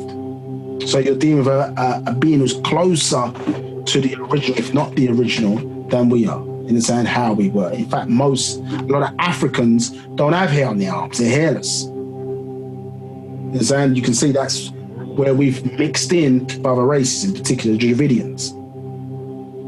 Yeah, but it's considered to be cool, isn't it? To be have coolie hair. You understand? But as you're now starting to know, all of this is invasion or weakening of our genes, which affects what?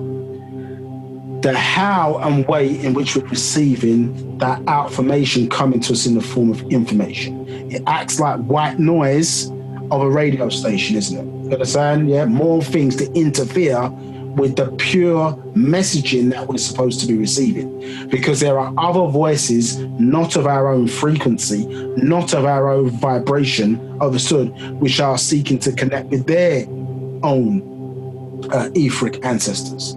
So it comes into conflict internally with the journey that we are trying to achieve. So therefore, because of that, we then have to manage that issue, yeah, because we've been forcibly mixed with in a lot of ways. So we had no knowledge of it before. It's all us. Understood. Now, it says, so yes, my Najem Kharadu star children, the Raye sun loves your nappy natural hair. 23. But your genes have been invaded by outsiders and are still being invaded with each genetic kiss or exchange of bodily Maye fluids. So we know in our society today, there's so much conversation isn't going on about the equal rights of men and women, and how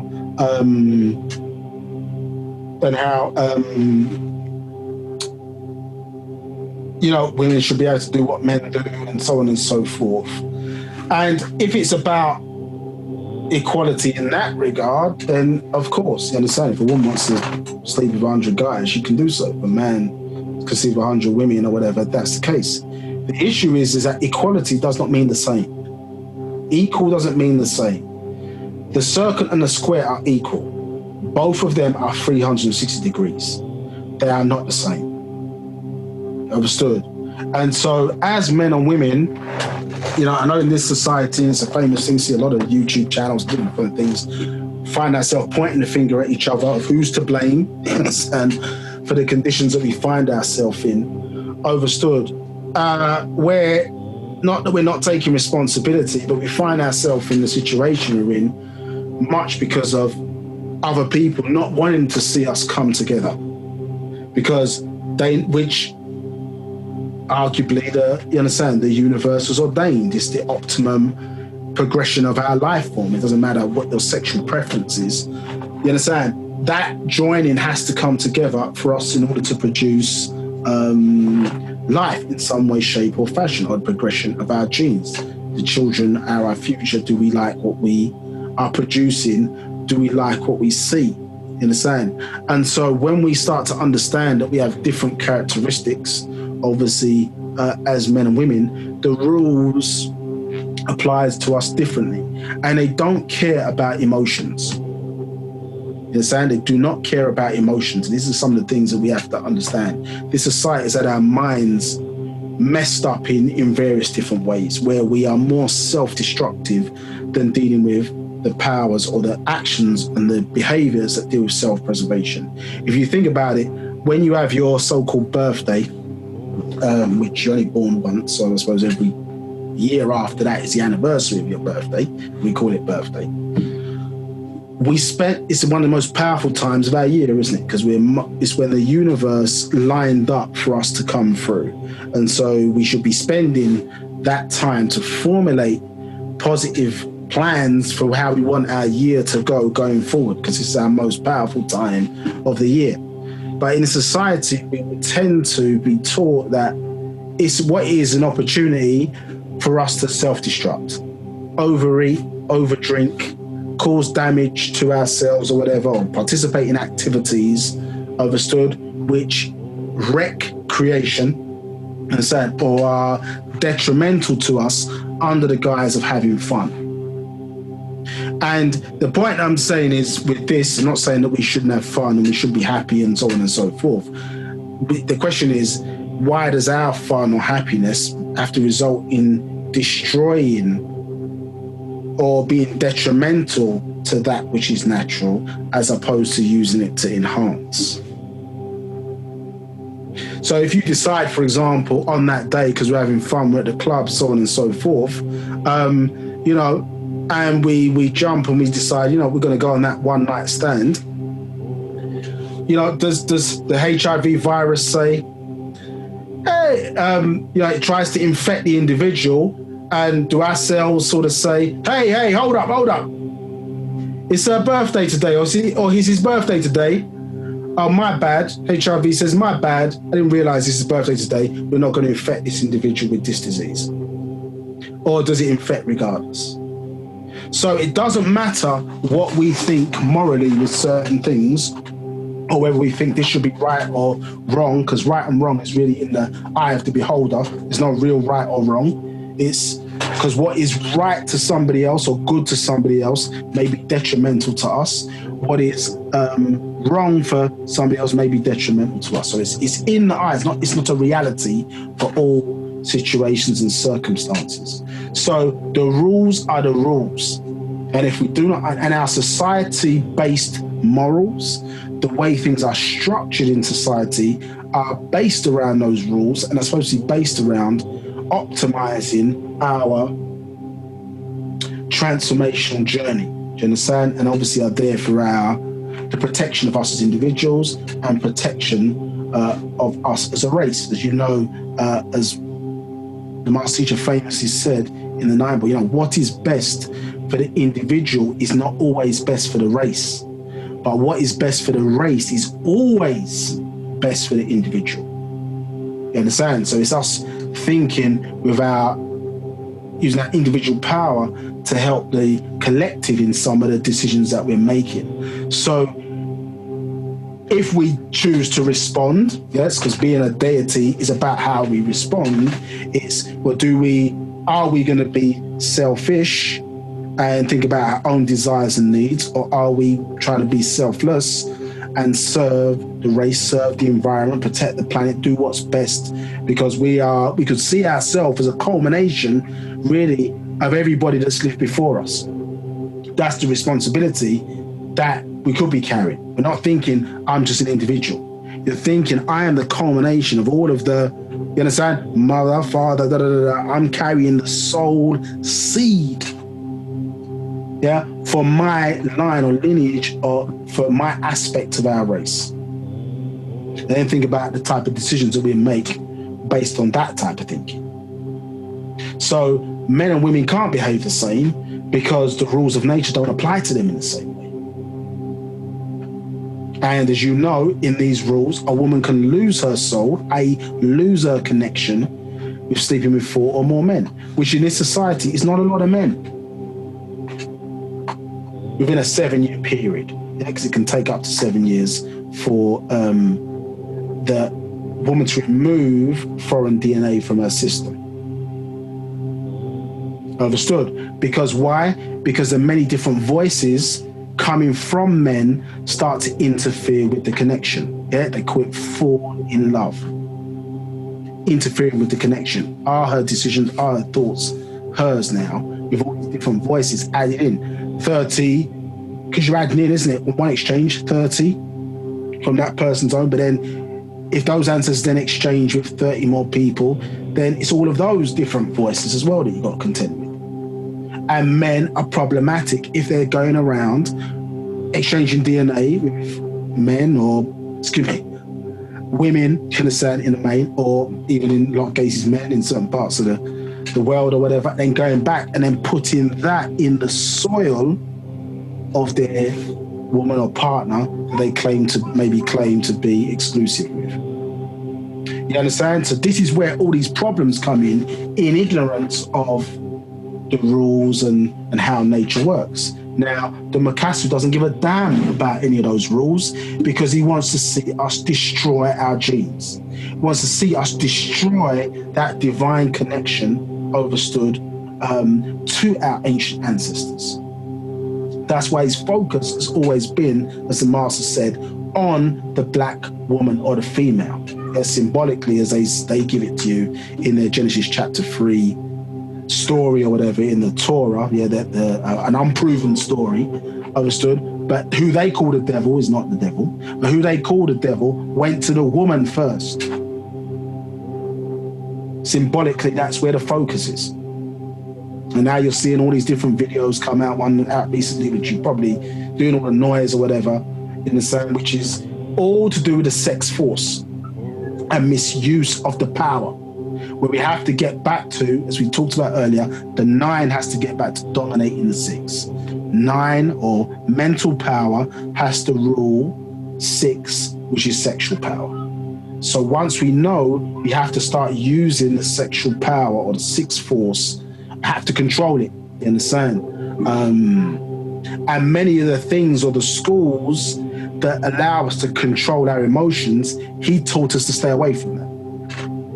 Masonry, for example, for both male and females, you understand, is about controlling one's emotions and about how we work together as a group and effectively as a unit, how we resolve problems amongst each other to maintain peaceful coexistence. The way the spell has got us now, you go into a black shop or whatever, they left out, hey, I asked for 4 chicken wings, they gave me 3 chicken wings. You understand? All now, you've never been back to the shop, you're holding that grudge for 20 years. But yet we're rolling into Asda or Walmart, if you're in the States or whatever, we get treated rude, but we're still back in there next week. So these are the adverse forces that hold us to hold grudges against each other, whatever. Whereas Wu-Sabat is teaching us, no, we need to resolve these issues. How do we move forward, etc. We talk about the rulership of the 24 elders. You can't get a majority decision with 24. When I say majority decision, you can have an equal decision of 12 to 12. So if they have to resolve things, it's not I say like a 25 where you can have 13 to 12 majority decision. If you've got even numbers, every time you got to resolve matters.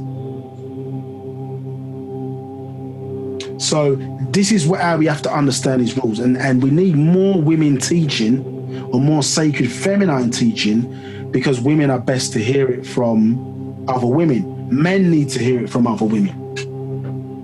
It might sound a bit more judgmental coming from a male voice with certain things that's working with the internal aspects of the body. Women need to be able to describe and teach, this is what's going on with me internally when these genes are invading. This is what I'm describing to you, the inner workings of why you need to think about what you're bringing home to me. And if we don't get control of these powers, understood, we don't get control of these powers, and we don't treat them in a much more sacred fashion, trust me, there's forces waiting there to suck up all of the energy that we have to offer that we're not using. Understood. So here is saying, after 6,000 years of mixing, all those vampires came to Nagar, Saka'a, Negroid land, for your Daman blood. And you have many invading Ka'a spirit or Kawatat forces below 9 ether. In the sandwich we've been going through in previous classes. 1 to 6 ether will always not be of our own bloodline. Understood? Yes? 9, 8, and 7 ether is always of our bloodline. But we haven't got any instruments that can measure 9, 8, and 7 ether on this planet today. 25. So it's not about Nagar Negroid, which Nagar Negroid is now lighter skinned, or which has thin hair, because all of you have been invaded with foreign DNA. Yes, all of us mixed, all of us contending, understood, with these issues. Yeah, the adverse forces within. 26. And it's not about just the 400 years of slaves from the 1600 AD or before, as far back as 1400 AD to the west and 400 AD to the east. 27. The Spaniards and the Arabs came into Ghana, Africa, and took you out to enslave you and drank your Daman blood, your semen, your ovum, as Dracula does to his victims. 28. However, your Kahen, Daman, divine blood, did fight to kill them. 29. Once inside their bodies, they became hemophiliacs, so they hemorrhaged or could not stop bleeding once cut. 30. We did this in the hopes it would stop the Kakasu Caucasoids from Latuk fighting, warring, Kartul killing, yet you can't reform the Janan human devil. Understood. Any questions? No questions, Nababka. Okay. No questions, Nabab. So attack. So, you showed this before. Is it black entertainment television? Excuse me. Or is it blonde entertainment television? So I suppose now you know, or you kind of understand, you can see how certain of our people are utilized, understood, some knowingly, a lot unknowingly, are utilized to transform or send out frequencies, understood, that cause us to lean more towards 6 ether behavior, to weaken the genes. We're doing things, as I say, under the guise of, oh, it's harmless, it's fashion, it's this, but it's sending, all these visuals send out a certain vibration, isn't it? Send out a certain frequency. Understood. Now, if you're looking at it with your 3 eyes, your 2 physical eyes, and your eyes open, I'm saying women wear your hair, whatever makes you feel beautiful, and men, so on and so forth. But the issue is, are we seeing it for how it really is? If somebody says, look, we look in the corner here, got blonde streaks or whatever, Mary, who are heavy Christians or whatever the case may be. Well, if you're reading the Bible, what style are you promoting there? Isn't it? You're walking in, if you're really walking in and saying, yeah, can I have blonde highlights or whatever, you're really saying, can I have, can you give me the leprosy style? Can I get the leprosy cut? You know what I mean? Or a leprosy cut and blow dry or whatever the case may be. Wash and dry. Can I get the leprosy cut? Because that's what it's emulating according to the book. Isn't it? Leviticus 14:34, and then you can go Leviticus 12, 13, 14 and read the description. Blonde, thin hair. As we have said in this class many times, they have taken that which is genetically inferior or recessive and made it associated with that which is beautiful in society. That which is genetically superior for the human race, but racism, I'm talking about the human race. That which is genetically dominant, they have associated that which is ugly, understood, and inferior or ugly. So there's a complex, but it's anti-nature. This is why it's saying devil, because devil, you're going against our definition of peace. To do with your Bible stories or whatever, or Quranic stories, our definition of peace. So a person can have the attribute of the devil, or if they continually do it, well, permanently maybe they're the devil going against peace. Understood? And so why is this vibrational energy being pushed out, promoted, or somebody converts to that because they see, maybe that's the way to be successful, to have that look. But is this gonna, so the dark hair is gonna what? Absorb that solar light, absorb those messages. Lighter hair is gonna repel them. So they do things, as I say, to go against yourself, go against nature, which is going against self. When we go against nature, we're going against self because we're a part of nature. It's not optimum. Yeah, so you're seeing these signs, understood, yes, of what people to consider to be success. And it doesn't just happen even with the black race. It happens with a lot of other races, Latino, various different things. You think about there's Sophia, what her name is? I forgot her surname. It's V something. You know what I'm talking about. And the Jennifer Lopez's. Look at what their hair color was when they first came out in those programs. Yeah. Dark jet black. And as success came, they slowly and subtly started to lighten it on the eye. This is a tactics to use. Mark of the beast is not just what people think, the Visa card, so on and so forth. This is what you're looking at here. The mark of the beast is fur. Have men doing it, footballers, so on and so forth. Black, walking around, dark-skinned men or whatever, walking about with jet blonde hair. But if we read, understood, if we feed the mind with the right type of information, you'll see it for what it is. Isn't it? You'll see it for what it is. If you know it, that's recessive traits there. Why would somebody want to emulate what for them is a disease?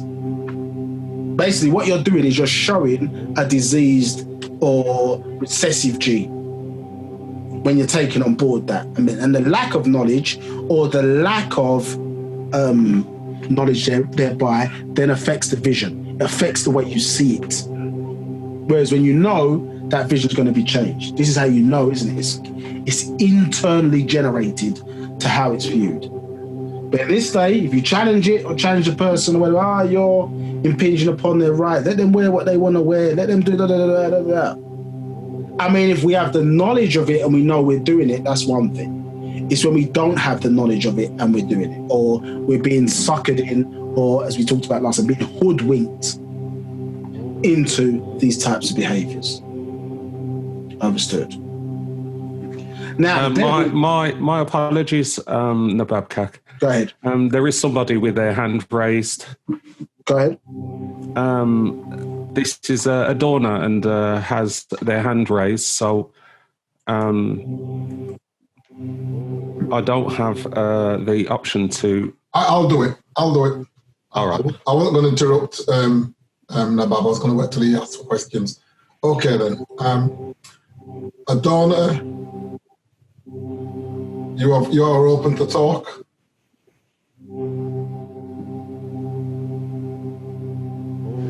Greetings, Adorna. Are you able to speak?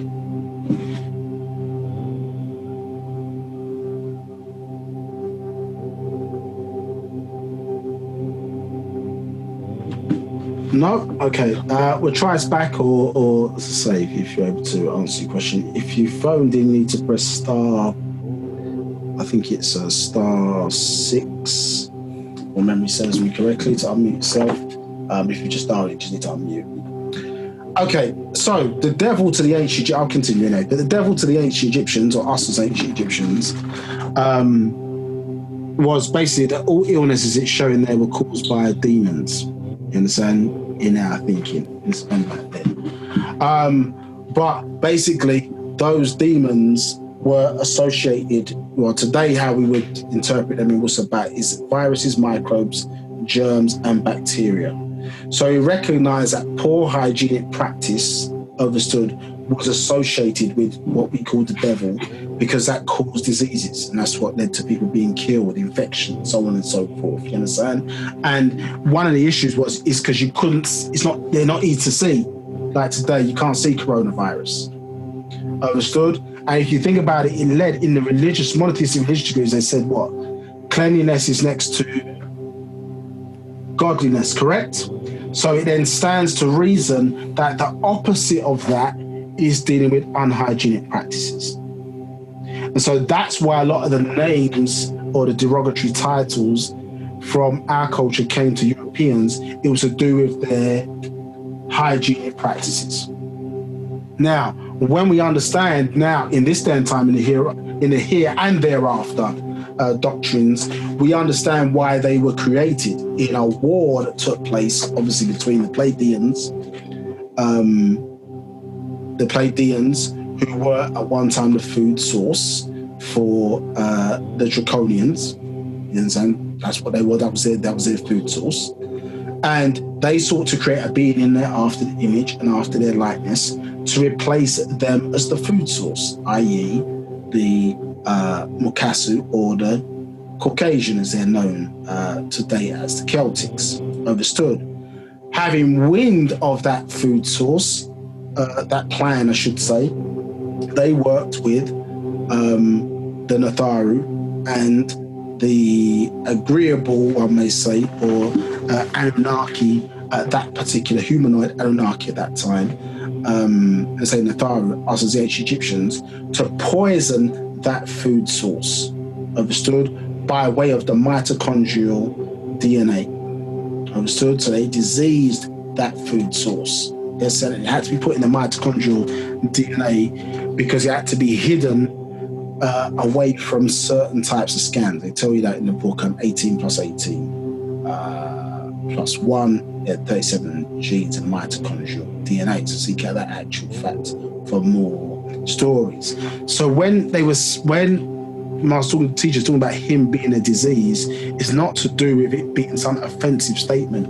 It's to do with why they were created as a form of germ warfare, understood? So that when these Draconians then ate this food source, it would then kill them off. Understand? Because they would come into the planet at certain times, unauthorized, hunting, doing all sorts of things, kidnapping human beings, manipulating things, and leaving dead bodies all over the place, various different things.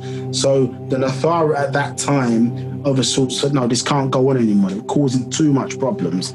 So they were seeking to wipe them out, understood, through or their creation of this say alternative source or form of food, which was the Mukasu. You understand what I'm saying? So that's why the term connected to them, him being a disease, comes from, understood, and their hygienic practices, so on and so forth. It's not German It's germ man.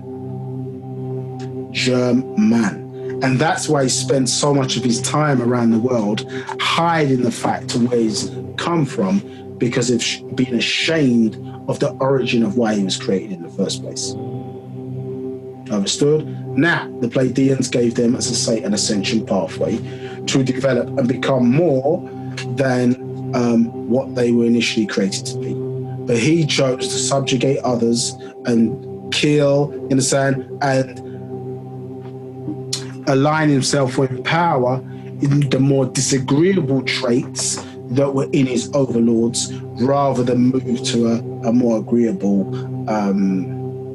progression of living, culminating in the enslavement and subjugation of the black race. And so therefore the Pleiadians abandoned them.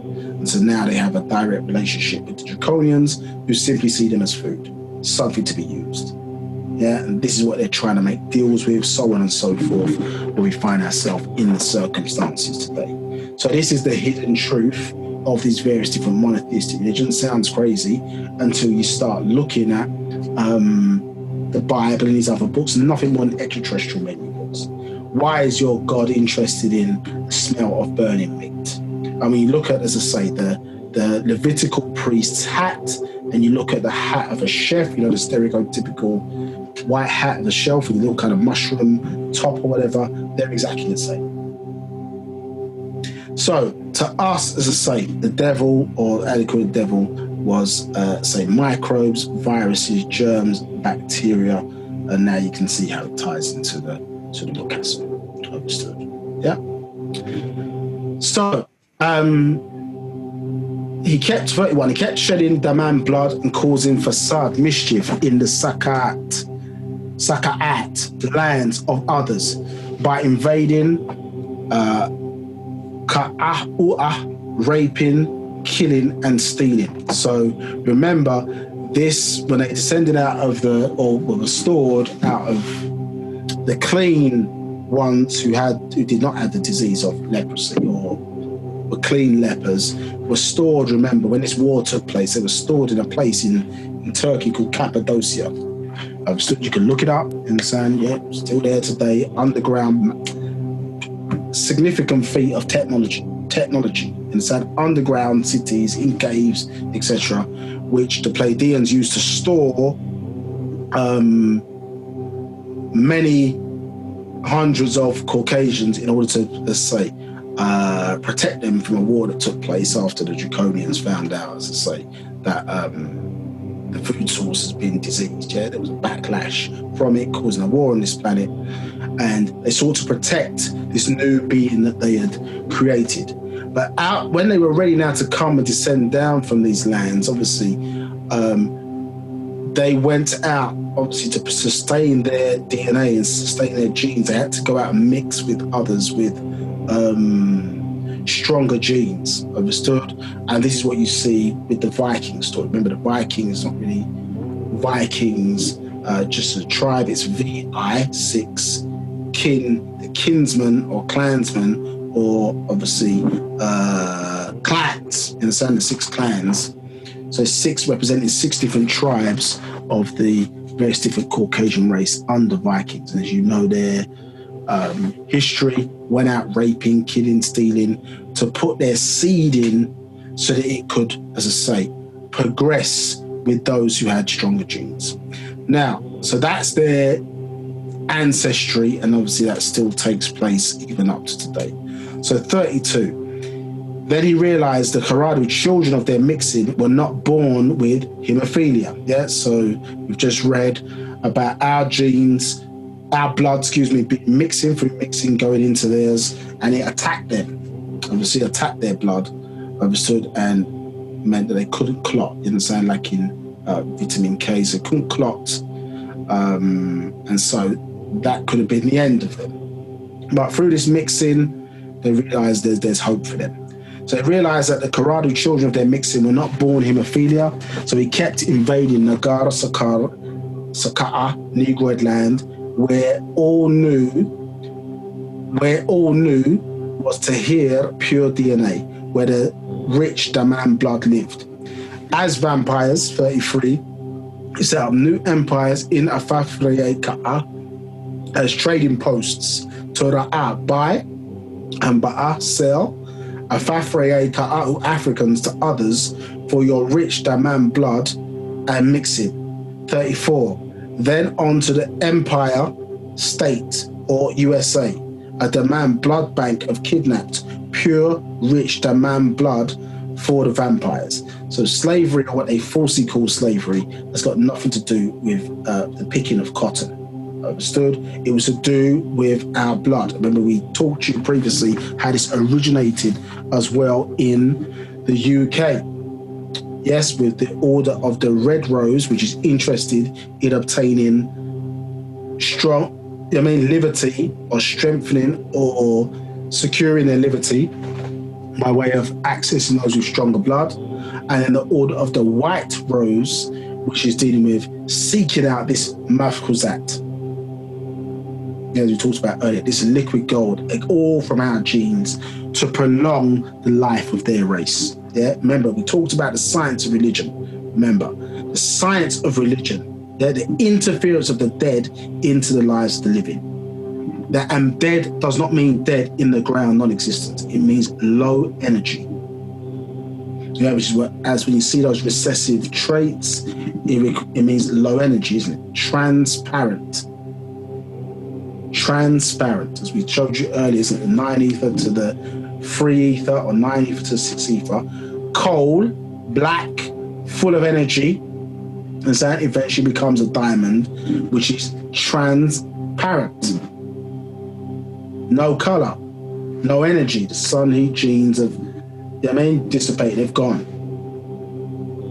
Transparent, listen, trans, moving, parent, a nomadic people. Yes, who go around invading others' lands for, you understand, their blood, their genes, to mix in with them. Overstood. And I say, if you understand the spirit for, if you understand the mind of the Caucasian, you understand the Mukasu, if you understand the mind of the Caucasian, you will understand the spirit forces behind the Bible and the Quran. Overlay their behavior in his story, and you see, look at the children of Israel and some of the stuff that they were getting up to and doing, you see the same tactics used today, exactly the same. Why are you invading lands? Why is your God instructing you to invade lands that human beings are already residing within? Doth God don't know that human beings only occupy 1% of the planet? Is there not enough land for everybody to live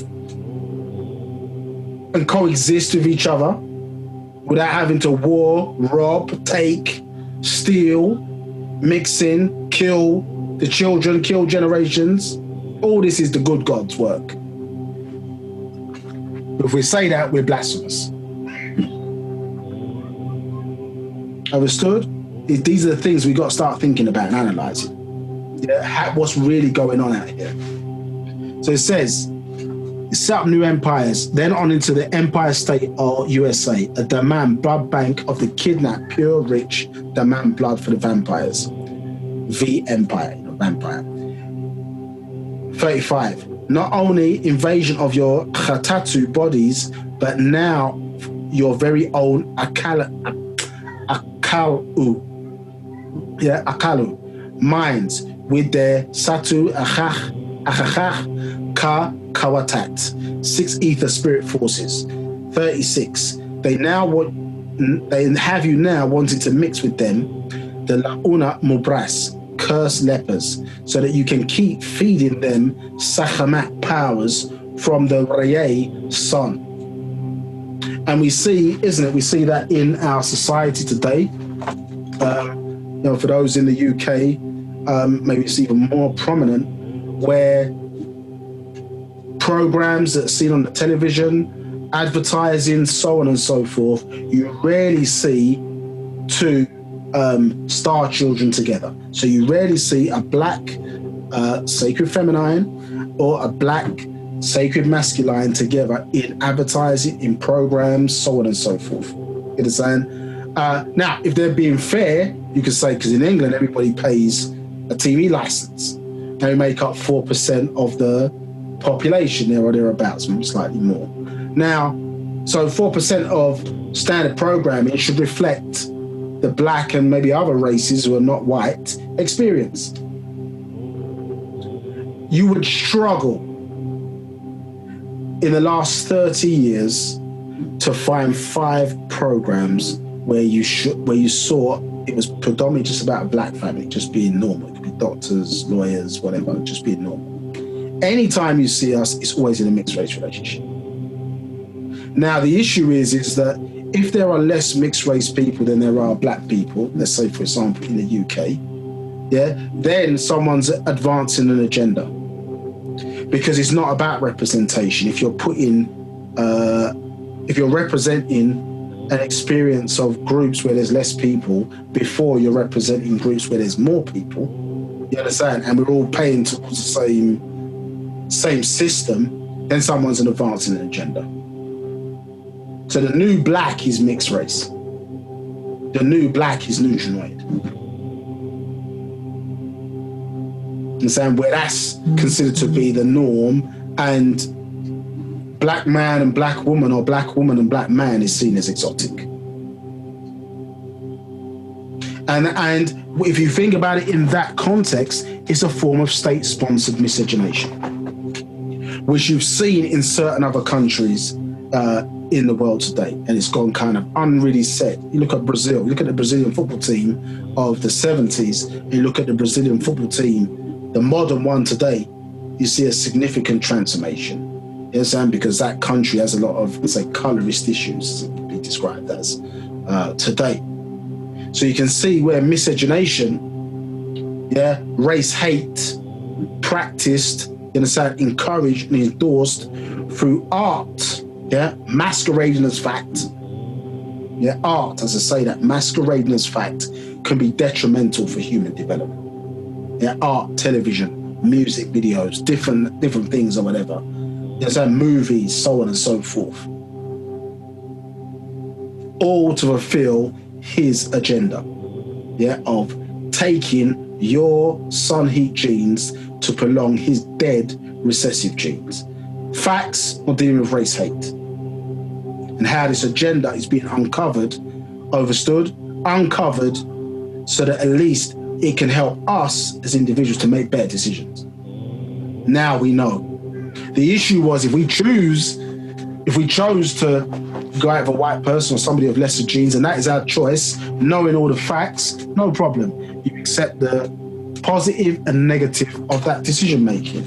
The issue is when somebody's trying to trick you, somebody's trying to inform you of lies masquerading as truth to take advantage of you. That's what your ancestors are not having. That's why teachers are sent in to put the truth in front of you so that you can have a fair shot of deciding, do I want to advance my life in the way of Parnatharu and continue my ascension pathway as ordained by natural nature, or do I want to live and take the benefits of this society, temporary benefits of this society, to make a fair choice with all knowledge, all things exposed. And you know yourself how many of our great leaders have been killed in trying to get the truth to us, including the master teacher, Dr. Malachi Z. York, Okran, 135 years in prison for trying to get this information out to you. Keep him away from his people, understood, because of what needs to be taught to aid our transformation. He perceives our rise as his end. All through fear. Not necessarily what we would actually do, but all through fear. His days are numbered not from what we've done, but from what their God or their extraterrestrial overlords programmed into their genes. And he's like the king on the throne who doesn't want to step down, doesn't want to accept the fate that had nothing to do with us. You've got to blame their God for how they look and for what they do and don't have genetically and etherically and what their ascension journey is. 37. Now, it's been you killing your own genes. It is you killing your own genes and mentality. 38. It has been implanted and programmed inside of your Akal mind bank. 39. You are under a Rakei spell, a form of hypnosis, a mental sleep state, a Tadam trance, a state of suspended Wa'anus consciousness, yet unconscious. 40. The Caucasoid enforces the Rakei spell by luster, and the sound of their Sawatat voices all day on TV, radio, and Kanamat cinemas. 41. Let us not forget the Majas sound of the non-music they Hawu create all day. 42. The smell of their body's perspiration. 43. The Bara'at foods that they taught you to eat and like. 44. The dress code they Lamud teach you to like and wear. 45. They taught you to have canines in your homes that are watching you for them. Lower entity beings. What do they call them? Familiars. Family. Are they family for you or family for them? 46. They taught you to get Thamel drunk and Zagula drugged. Before, well, go 20, 30 years back, some of the young people, I'm not saying we didn't used to drink, but it wasn't really our thing. We'd go into the club, whatever, in parties with vibes up or whatever. Drinking was more of an older people's kind of thing. You understand? Not to say that we're some holy people or whatever, you're not. But it was an older people's thing. In fact, they wouldn't let you into certain clubs in the West End or black people into certain clubs. They didn't want to host their parties or whatever because we didn't buy at the bar. Now, today's, and basically our idea of having fun was not to get, as they call it, bladdered in this particular country or whatever they call it, bladdered. Drink to the point of, basically you can't remember. You know what I mean? You can't know what you're doing. Drink to the point of basically uncontrolled and then wake up with a big headache, hangover, sick or whatever. That is deemed to be a good night. We at one time used to be able to say, well, that's not really us. That's what the Mukasu, that's what the Caucasians do. You cannot say that today. This is exactly how we now behave, or what we consider to be a good night out. Multiple podcasts, multiple music videos, things promoting drink. Oftentimes, we said it at last class, owned by those oftentimes who are not part of our race, that are selling in to our race. You understand? Under the guise of this particular music artist, we believe that they created that particular product or drink and that we were supporting black business. When in actuality, it's those of other races who are selling into our people, but using blacks' face, Gauls, to make money off of our race. All of this, you understand, lowering our vibration, lowering our control, making us open to being housed by not only internal adverse forces, but external adverse forces. What do you call alcohol? Spirits. The old pubs in England were referred to as gin mills. Gin is a mythological spirit creature in the Islamic degree. They were called gin mills. Understand? Yeah, gin, J-I-N-N, isn't it? Yeah. The Muslims refer to that. Then you got J-I-N, gin, the drink, spirit.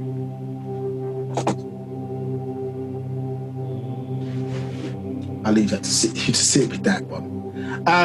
Okay, any questions?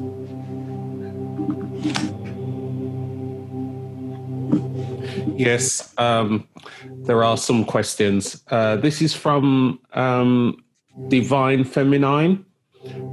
As we should say want instead of wish, what is the proper word for hope?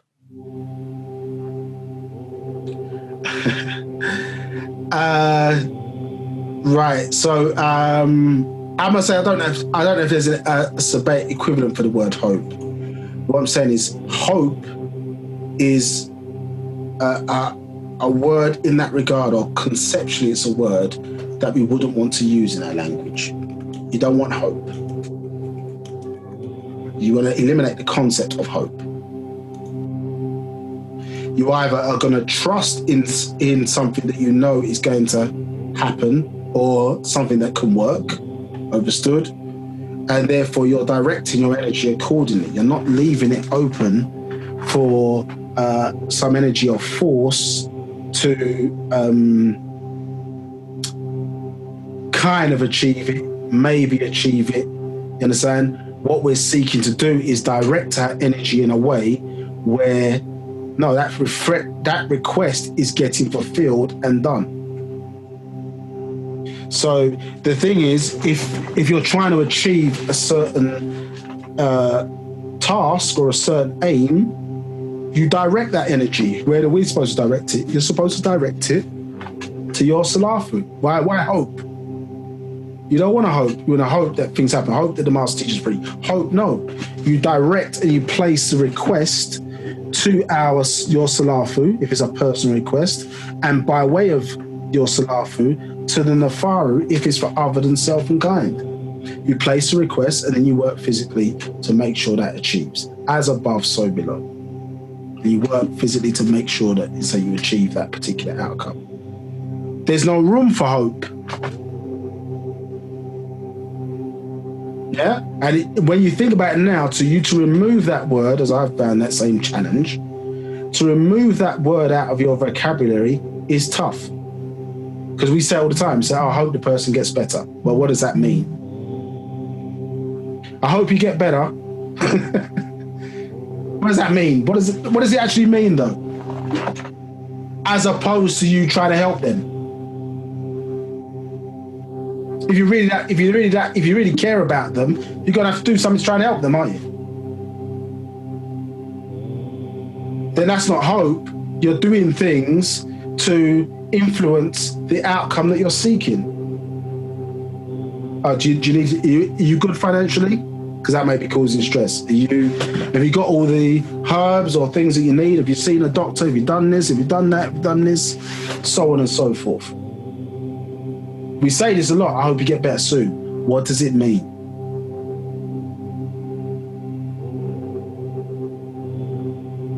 Yeah. In the context of the power that you wield. Us as Nagarnadu, Negroids. I'm not even sure if we're going to get to it by the time we finish today, you understand? But if our powers were active, we have the power to heal somebody using our mental power or concentration. So if we can't do it, then and someone's telling us that's within your wheelhouse of abilities and talents that you have, that shows you how low we are vibrating right now. So when it's saying hope is 6 ether, wish is 6 ether, it's not putting out these open requests where you don't know who is then going to answer that request. Because when we open ourselves up like that, any spiritual esoteric force, negative in the main, can form itself to appear, understood, as aiding that request to your detriment. And if you don't have the skills or abilities to discern between what is for you and what is against you, this is where the problems come in. You understand? And we're in the churches, we're in the mosques, we're in the synagogues, pouring out our emotions, putting the most energy in there. Hope, wish, this, that. Understood? And is it as simple as you're just doing the ritual wrong? You're not pointing your energy to the right place. As it said in Master Secrets #1, you are not in this condition for what you have done. You are in this situation rather for what you have failed to do. And one of the big points of that is listening. We don't listen to our teachers. We hang them out to dry. Yeah, when the Caucasian puts them up, we hang them out to dry. Yeah, so maybe many of the great teachers that have come could have given us more than what they were supposed to if we supported them more, if we protected what we were looking at. Yeah, because the Caucasian taught us that angels have wings on their back and fly from heaven and are in white robes and have white skin, so on and so forth. So we didn't look up the word and see it comes from the Greek word angelos, to mean messenger. So maybe many messages we may have missed. Divine, because we've got a certain image in our head of what divine looks like. Understood? So therefore, we're not willing to listen, or we're not able to figure out how sacred certain things that were in front of us really were. Okay, let's move on. Any other questions? Yes, there's another question from Madonna. Are cats also the familiars?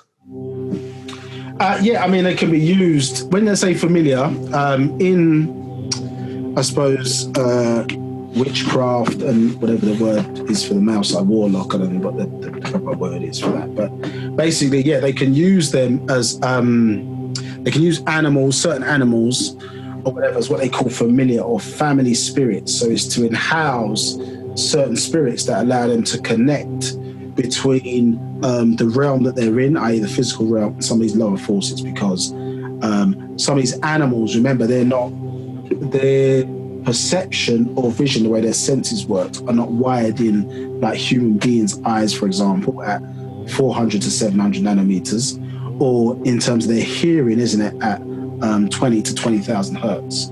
So they can perceive beings that exist in other realms. So dogs, obviously, you know, were used in rituals because they can perceive the dead, obviously cats and so on and so forth. So that's why they use them to in-house the spirits, so to allow spirits to in-house, you understand, of sixth ether persuasion and lower, to in-house these animals. You understand? That's what they call them.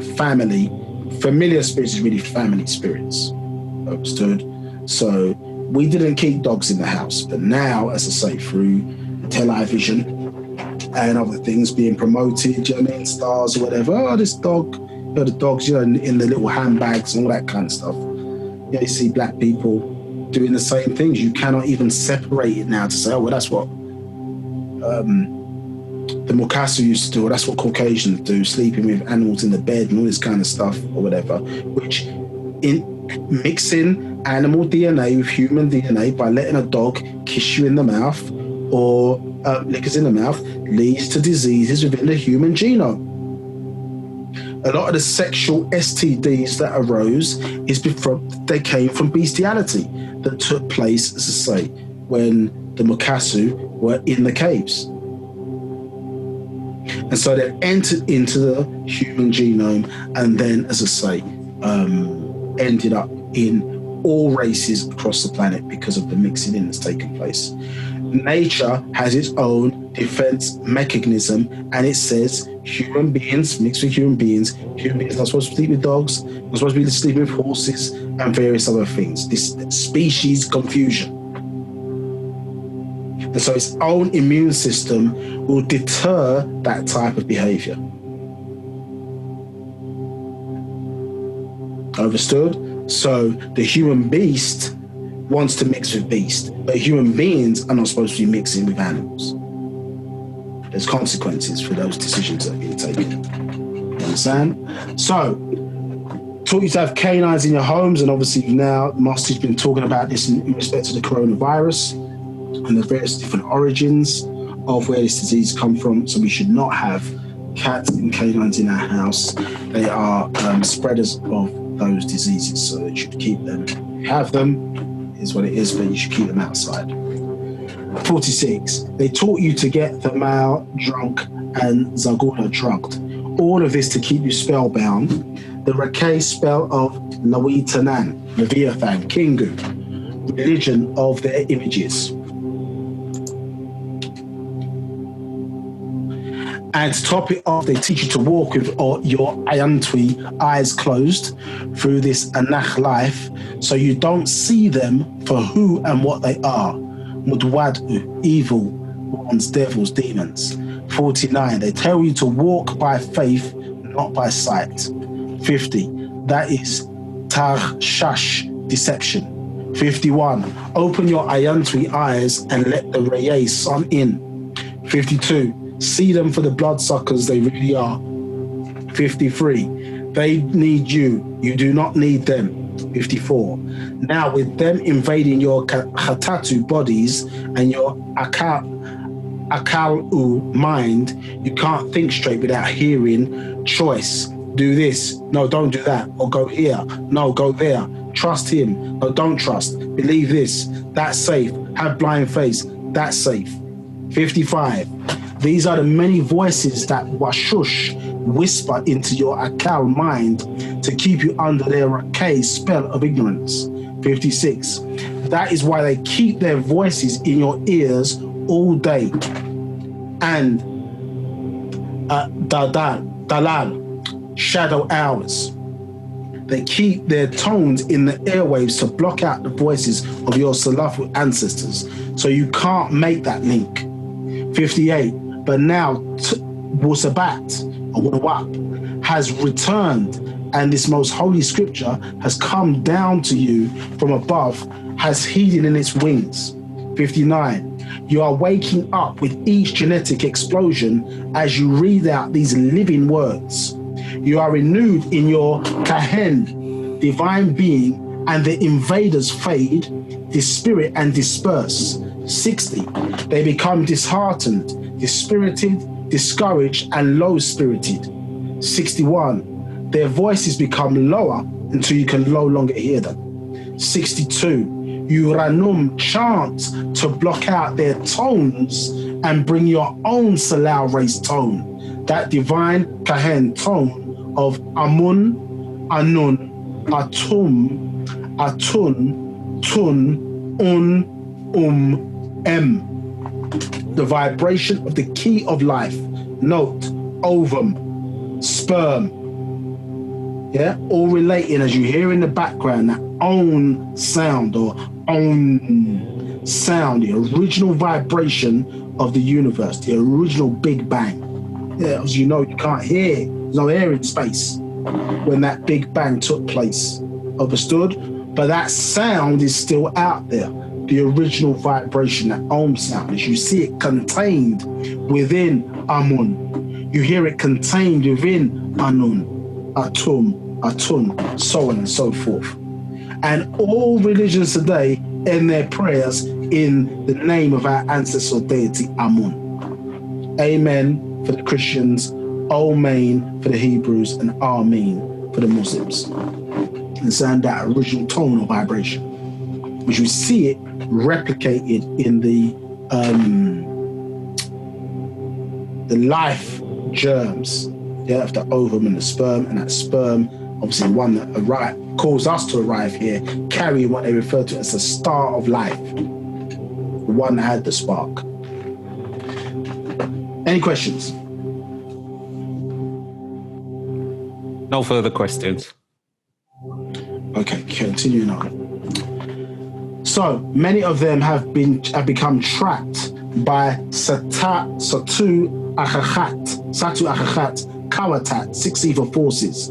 65. They only wait for you to call on them to Harur, free them. So remember, we were talking about this last class in some detail, weren't we? About how certain of our ancestors at the point of death, certain aspects of our soul, or that mental, has been trapped at 1 to 6 ether levels, and is being used as etheric batteries to fuel their lower discarnate entities. Understood? Because of the way we've been taught about death and not prepared ourselves well for the transition. Yeah, our emotional energy, say, it's been directed to work in the progression and strengthening of other races to work against ourselves.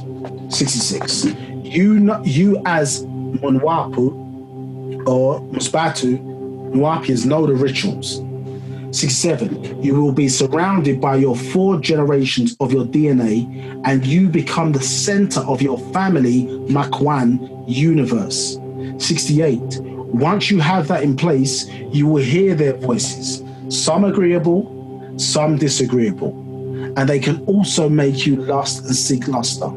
70, you must should concentrate on your center being. 71, should concentrating on your center being is something you should practice and try to master. 72, so focusing on you, focusing on self, understanding who and what is around you, you understand, in terms of those salafu and the makeup of what is you, and seek to take control again. 72, for Munwapu or Musbatu, Nwapins or Sabians, contrary to Takak, belief, the art of Tashad, concentration, or Tatmal, meditation, is simple. It is not. 73, once you read and Tahum, overstand the Hakat al-Hakakat, actual fact called genetic kiss, which is about DNA, genes, and mixing your seeds with Daweh, Ka'a'u, evil, and Mujharu, spectres, spooks, you will see why. Yeah, so we're understanding, taking our time, we've understood what the issue is in terms of not only reflection and projection, mind's eye, but the fact of these intermingling of these 4 generations, yeah? Invisible adverse forces, and obviously externally to us, visible adverse forces. 74, as you pray, ranum, chant, and your akal mind drifts from place to place, from thing to thing, need, sex, lust, and unstable fakarat, thoughts, it means that others are on your line. 75, each person's khatat body is of a mamtat, matrix of rakamat numbers. 76, it is called ontology, the science of being of the real nature of things. So remember, as Sabians, you are ontologists, the science of the essence of things. We are numerologists, so we're interested in the science of numbers, and we're dealing with facts. So we are factologists, such 3 attributes. 77, you are an ontologist as Nwapu or Musbatu Sabians. 78, you are always ontological in your thinking, ever ready for onus, responsibility, and able to respond. Understood? So what makes one a deity, what makes one that in divine incarnate being, is our ability to respond to situations. You understand? Yes? And so, and in a lot of instances, selflessly. Now, 80. So your 0 time reference is the point of your existence, and no one is likened unto you as you are waha, unique, one of a kind. Yeah, talked about that 0 time reference prior to inception. Understood? Necessary in time for our existence. Understood? And in terms of our transformation, yeah, that 0 time reference, we're dealing with phenomena such as the dimensional shift, which may come and talk about in some later classes. It says, no one is likened unto you as you are waha, unique, one of a kind. 81, each cell that completes your you contains the whole you, as each mahah, brain cell, remembers each and everything that you see, hear, taste, smell, and touch. 82, if you cut away part of your brain, you impair an action, yet you cannot remove anything zakura, remembered. 83, the same goes for each cell, as each cell is unique. You have in the mathematical equivalency that consists of who you are, how you grew into you, and your mamtat matrix. 84, so how things affect you is only you, and what you react to is only you. 85, the you is what each person seeks in this world of ta'abul, confusion, and there are many washush, whispers into your being. 86, the Janan, human devil, has to keep you off your Kabat center, distracted by all he offers you of food, fun, and pleasures. 87, he offers you his Sawat voice and his Lawanat colors, his sound, his Tatafat emotions. Understood? Yeah, we'll get to that in a bit. So this is what we're making the point of, is throwing you off of that 9 mind, isn't it, vibration.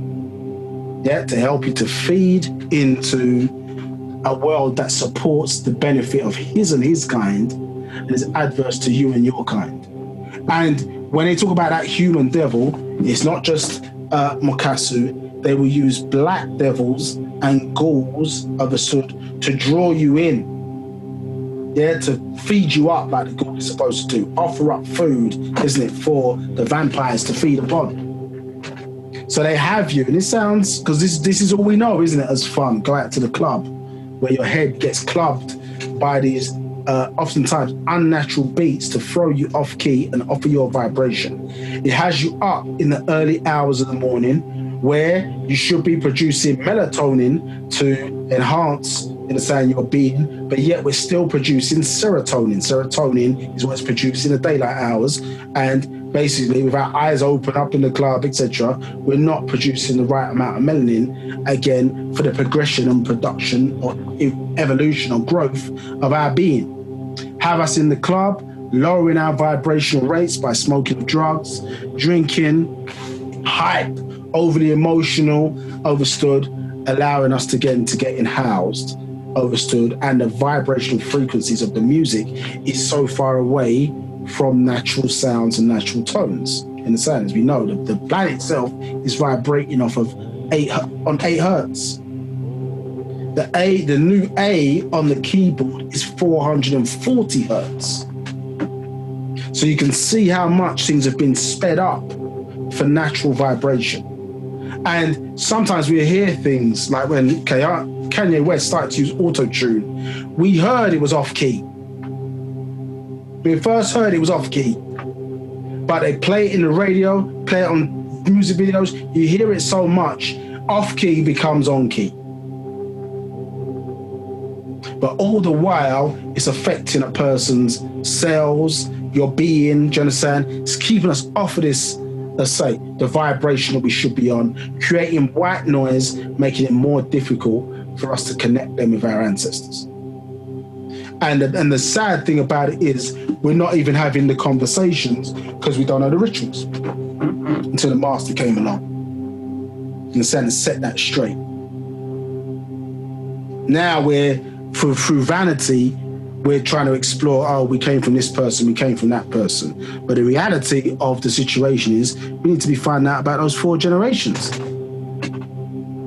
Getting a picture, find out their names, so on and so forth. And taking advantage of that, because when they're gone, you need to know how to contact them and have those conversations.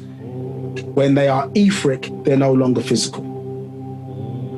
And seek their help, seek out their help, beseech their help to help us in this world, I suppose, to help us in this world so we can help them while where they are and they can help us while where we are. That's the natural order of things.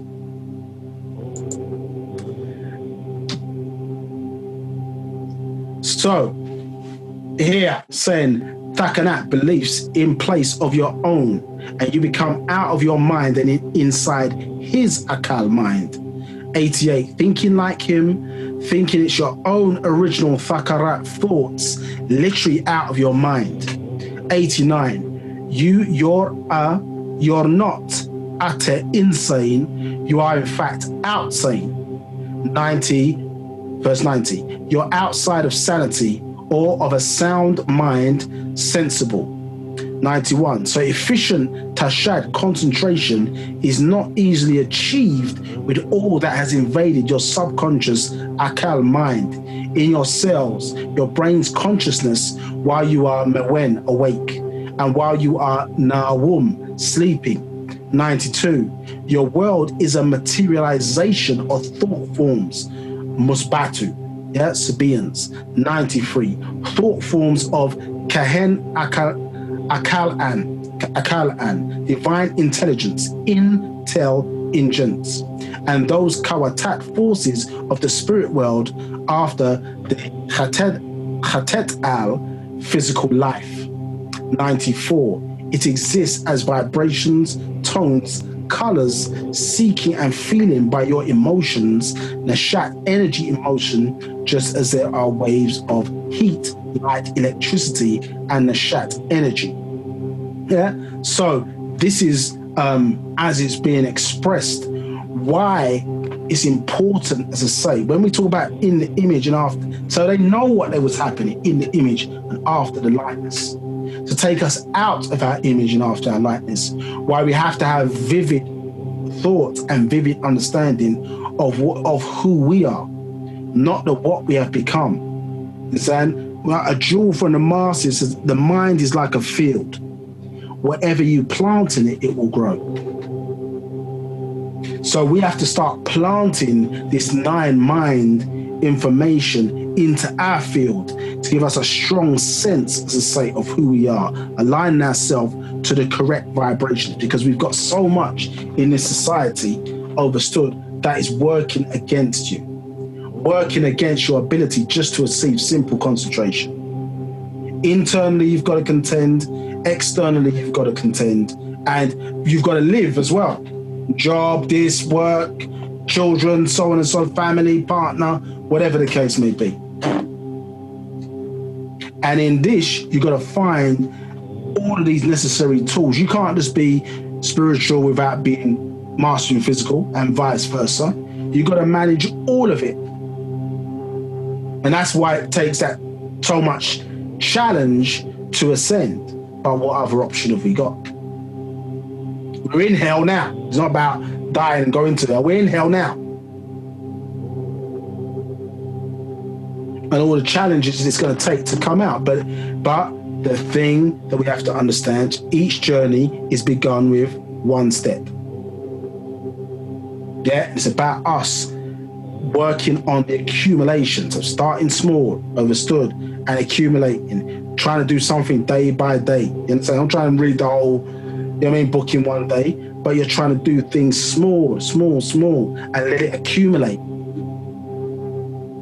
You understand? You don't need that big pendulum swing. I'm going to give up all today. The big pendulum swing, it swings back hard one way, and then it's going to come back equally with as much power and force in the other direction. Overstood? You want to get more balanced, and slowly we start to do these things and master. But that daily thing accumulates, isn't it? We're going to learn improved concentration on that day. We're going to learn new words in the language. We're going to chant. People even chant on a daily basis. You notice your voice is changing. If you're paying attention, there's more vibration in your voice. Your whole being sometimes is vibrating as you start to roll those R's, as you start to speak those right tones. Your whole vibration is raising. Understand? But we don't need big swings between negative and positive. You want to get it to a point where it just becomes part of what you do on a daily basis. Do you understand what I'm saying? Finding time to read, finding time to do. You've got to, and in order to do that, your business has got to be right. You've got to have your paper straight, as they say, or your money right, because if you're worrying about bills and certain things or whatever, you understand, you're going to be stressed out and you can't concentrate properly. So all of these things in combination with each other is why we have to be able to live for and by one another in the right place, which is what we had in Tamaray. Why those physical devils did not want us to proceed. Where would that have been now, overstood, if it was still maintained? Yeah, from now, 2004, when it was taken, all the way up until today. Where would it be now? And all the rituals that used to take place, yeah, as your form of spiritual aerobics, yeah, to master not only the internal but the external aspect of self. Now, as you can see, it's a complex subject. I've probably got through about half of what we needed to say today, so I may have to continue into the next session because I really want to get to,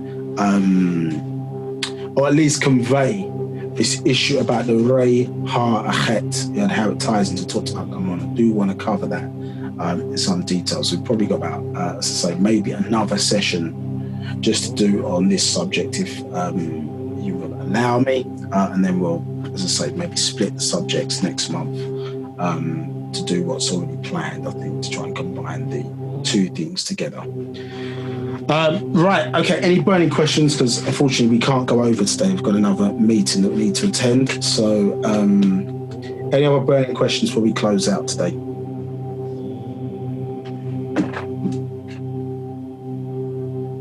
No further questions here. No further questions. Okay, so what we're going to do is, I think next class is on. There's a bit of a wait, isn't there? Because I think we are.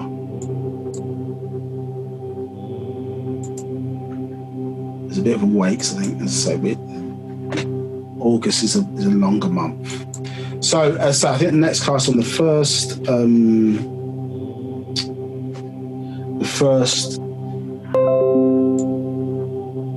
On the first Sunday of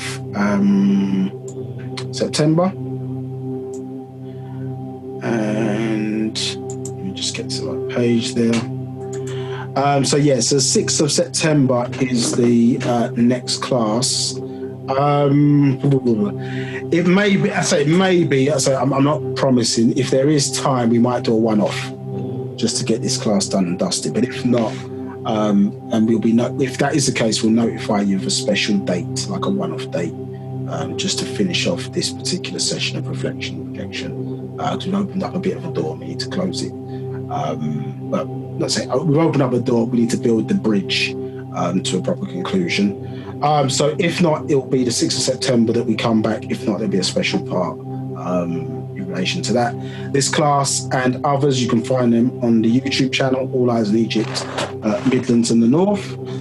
So if there is nothing else for us today, really appreciate your time and attending today. Some great questions, some great insight. Please keep it coming.